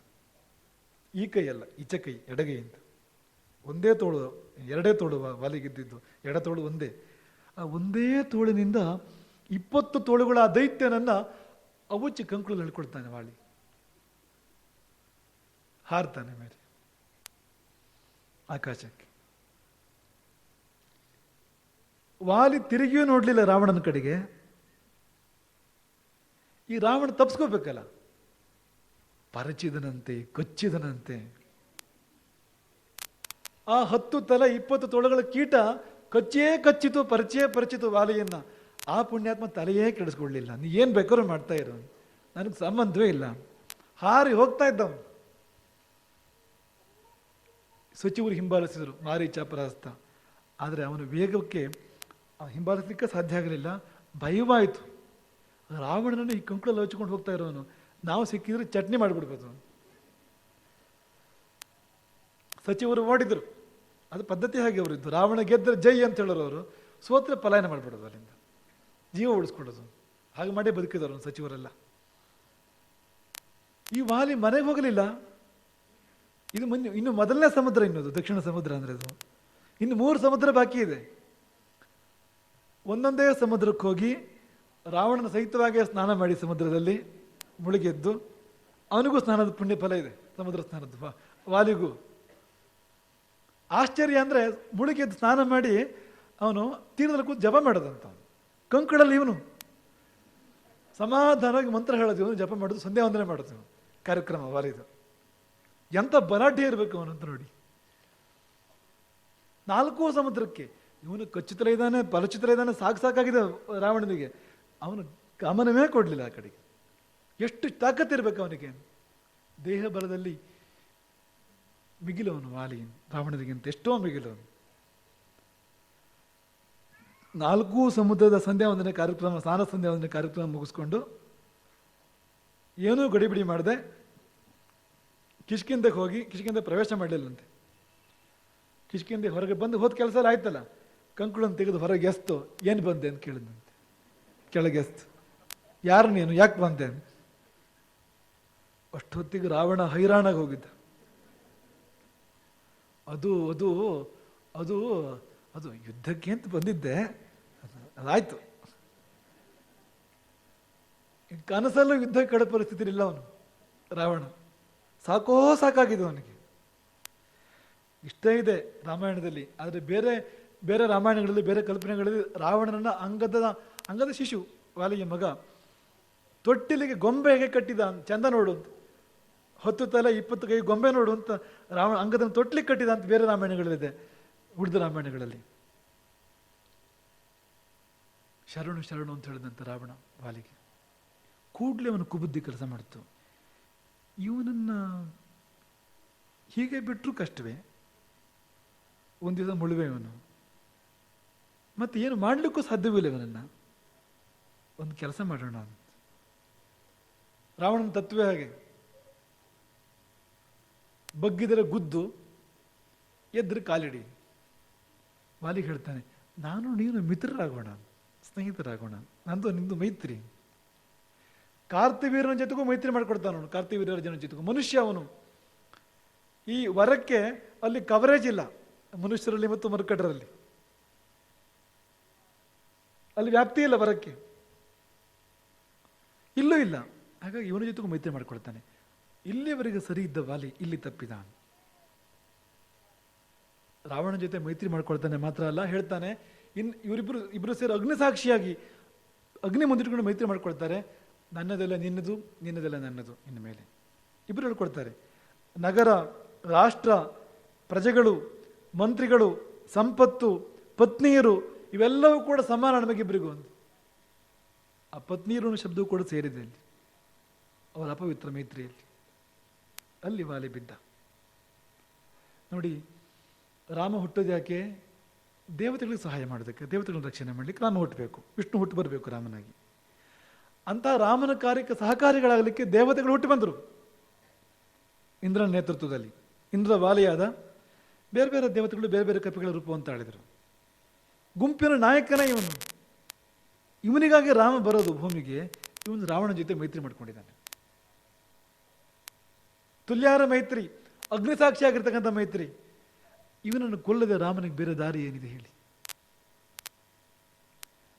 ಶತ್ರುವಿನ ಮಿತ್ರ ಶತ್ರು ಅಂತ ರಾಜನೀತಿ ನಿಯಮ ಅದು. ರಾವಣನ ಮಿತ್ರ ಯಾವಾಗ ಆದ್ನೋ ವಾಲಿ ಕೊಲ್ಲಲೇಬೇಕಾಯಿತು, ರಾಮನಿಗೆ ಬೇರೆ ದಾರಿ ಇಲ್ಲ. ಕೊಂದು ಸುಗ್ರೀವನಿಗೆ ಪಟ್ಟೆ ಕಟ್ಟಬೇಕಾಯಿತು, ಅಂಗದನ್ನು ಯುವರಾಜನ ಮಾಡಬೇಕಾಯಿತು. ವಾಲಿ ಮಾಡಬೇಕಾದ ಕಾರ್ಯಗಳನ್ನೆಲ್ಲ ಅಂಗದ ಮಾಡ್ತಾನೆ ಮುಂದೆ.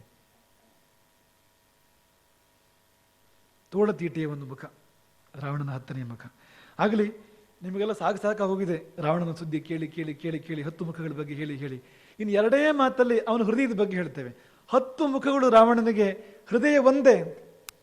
10 ತಲೆಗಳು. ತಲೆ ಅಂದ್ರೆ ಬುದ್ಧಿ, ಹೃದಯ ಅಂದ್ರೆ ಭಾವ.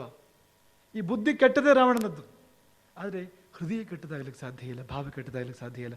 ಯಾಕೆಂದ್ರೆ ಆ ಹೃದಯದಲ್ಲಿ ಜಯನಿದ್ದಾನೆ, ವೈಕುಂಠದ ದ್ವಾರಪಾಲ ಆತ್ಮ ಇದೆ ಅಲ್ಲಿ, ಅದು ಕೆಟ್ಟದಾಗ್ಲಿಕ್ಕೆ ಸಾಧ್ಯ ಇಲ್ಲ. ಅದಕ್ಕೊಂದು ಉದಾಹರಣೆ ಹೇಳಿದ ಮೇಲೆ ಇವತ್ತಿನ ಈ ರಾಮಕಥೆಗೆ ಮಂಗಲ ಪರ್ಯವಸಾನ. ವರುಣ ಲೋಕವನ್ನು ಗೆಲ್ಲಲಿಕ್ಕೆ ಹೊರಟಿದ್ದಾನೆ ರಾವಣ. ವರುಣ ಭವನವನ್ನು ಪ್ರವೇಶ ಮಾಡಿದ್ದಾನೆ, ವರುಣ ಲೋಕವನ್ನ. ಅಲ್ಲೊಂದು ದೃಶ್ಯ ನೋಡ್ತಾನೆ ಅವನು, ಅಲ್ಲೊಂದು ದಿವ್ಯ ವಾತಾವರಣ ನೋಡ್ತಾನೆ.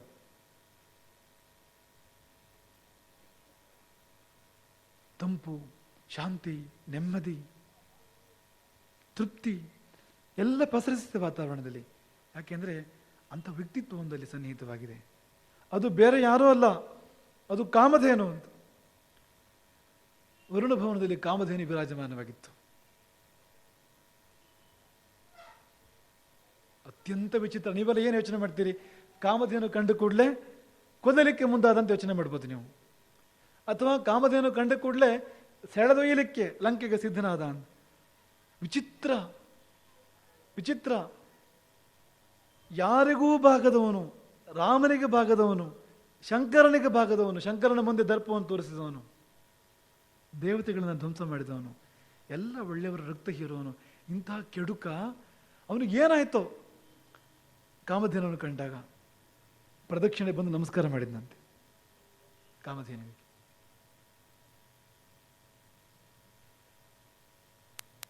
ಕ್ಷಣಕಾಲ ಮಿಂಚಿ ಹೋದ ಸದ್ಭಾವ ಅಂತ, ಅದವನ ಹೃದಯ ಅಂತ.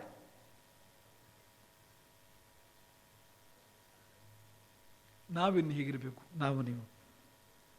ರಾವಣನೇ ತಲೆಬಾಗಿದ ಕಾಮಧೇನುವನ್ನೇ ಹೇಗೆ ನಡೆಸ್ಕೊಳ್ಬೇಕು ನಾವು ನೀವು ಅಂತ.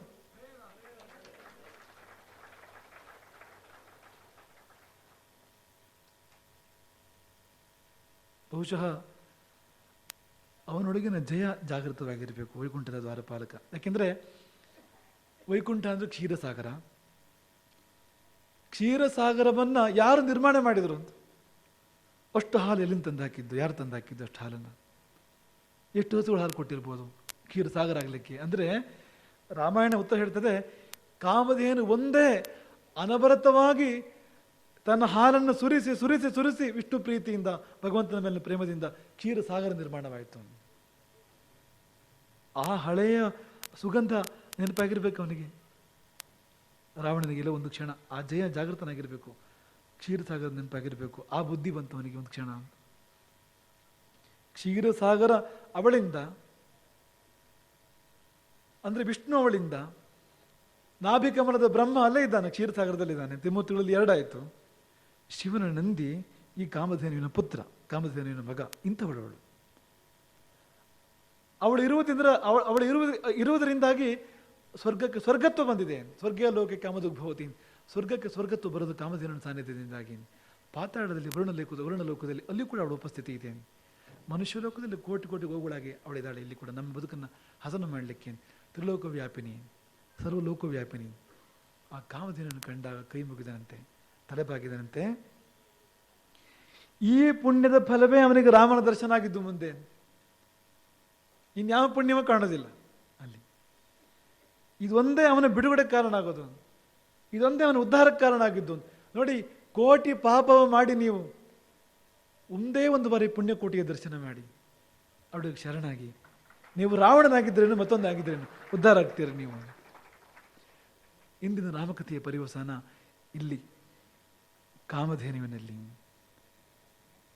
ಇನ್ಯಾಕೆ ತಡ, ಕಾಮಧೇನುವಿನ ಗುಣಗಾನ ಮಾಡೋಣ. ಒಂದು ಗೀತದ ಮೂಲಕವಾಗಿ ಕಾಮಧೇನುವಿನ ಗುಣಗಾನ ಮಾಡೋಣ. ಮತ್ತೆ ನಾವು ಮುಂದುವರಿತಕ್ಕದ್ದು ರಾಮಕಥೆಯ ಒಂದು ಪರಿವಸಾನಕ್ಕೆ. ಅದು ಪುಣ್ಯಕೋಟಿಯ ಗೀತ, ಜೀವಕೋಟಿಗೆ ತಾಯಿಯ ಆ ಗೋಮಾತೆಯ ಗೀತ. ನಾವೆಲ್ಲರೂ ಹಾಡಿ ಹೋಗಬೇಕಾಗಿರ್ತಕ್ಕಂಥದ್ದು ಜಯ ಗೋಮಾತೆ ಜಯ ಸುಖದಾತೆ, ಪುಣ್ಯಕೋಟಿಯ ಆ ಹಾಡು.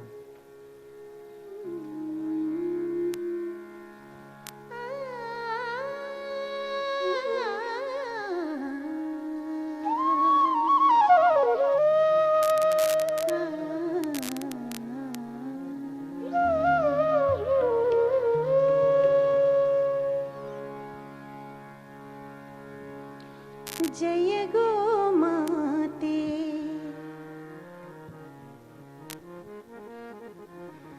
जग सुखदाते,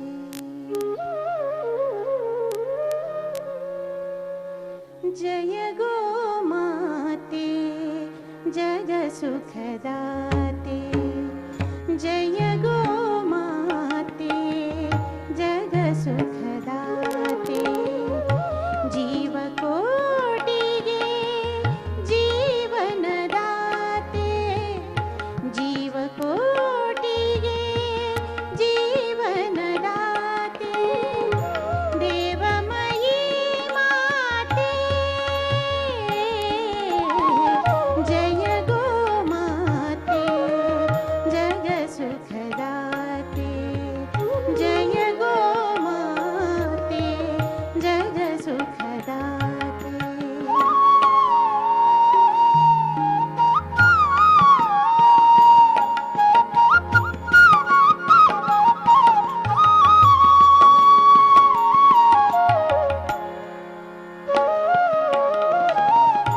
ಸಾಗರ ಮಂಥನದಲ್ಲಿ ಅವತರಿಸಿದೆ, ಸಾಸಿರ ದೇವರಿಗಾಶ್ರಯ ನೀಡಿದೆ,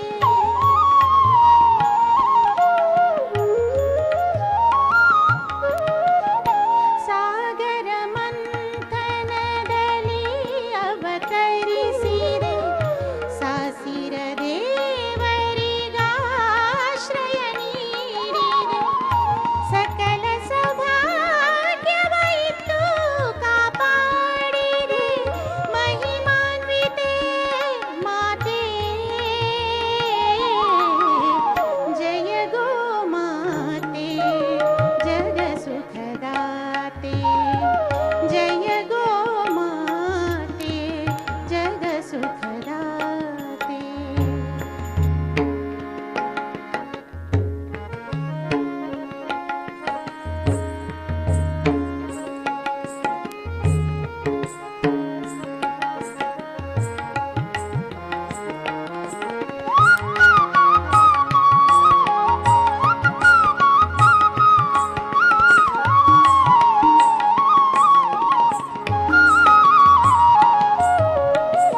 ಸುರಮುನಿ ನರರಿಗೆ ಅಮೃತವ ಉಣಿಸಿದೆ, ಸೃಷ್ಟಿಯ ಹಿರಿಮೆಗೆ ಗರಿಮೆ ನೀನಾಗಿಯೇ,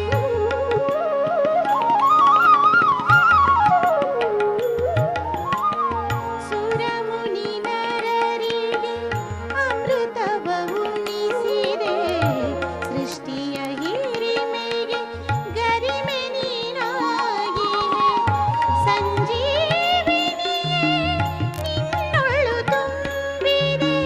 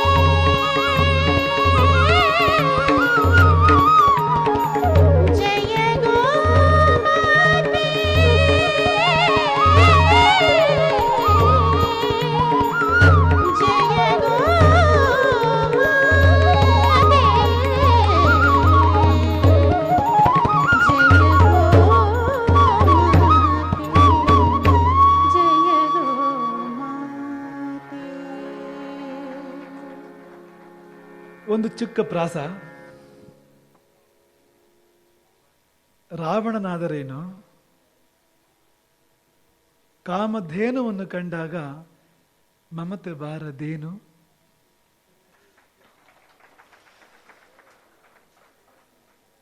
ಆಗಲಿ ಕಾಮಧೇನುವನ್ನು ಹಾಡಿ ಹೊಗಳಿ ಆಯಿತು. ಇನ್ನು ಹಾಡಿ ಹೊಗಳಬೇಕಾದ್ದು ರಾಮಧೇನುವನ್ನ. ಆ ಹೊತ್ತೀಗ ರಾಮನು ಕೂಡ ಕಾಮಧೇನುವೆ, ಅವನ ಪುಟ್ಟ ಕರುಗಳು ನಾವೆಲ್ಲರೂ ಕೂಡ. ರಾಮನೆಂಬ ರಾಮಧೇನುವಿನ ಪುಟ್ಟ ಕರುಗಳು ನಾವೆಲ್ಲ.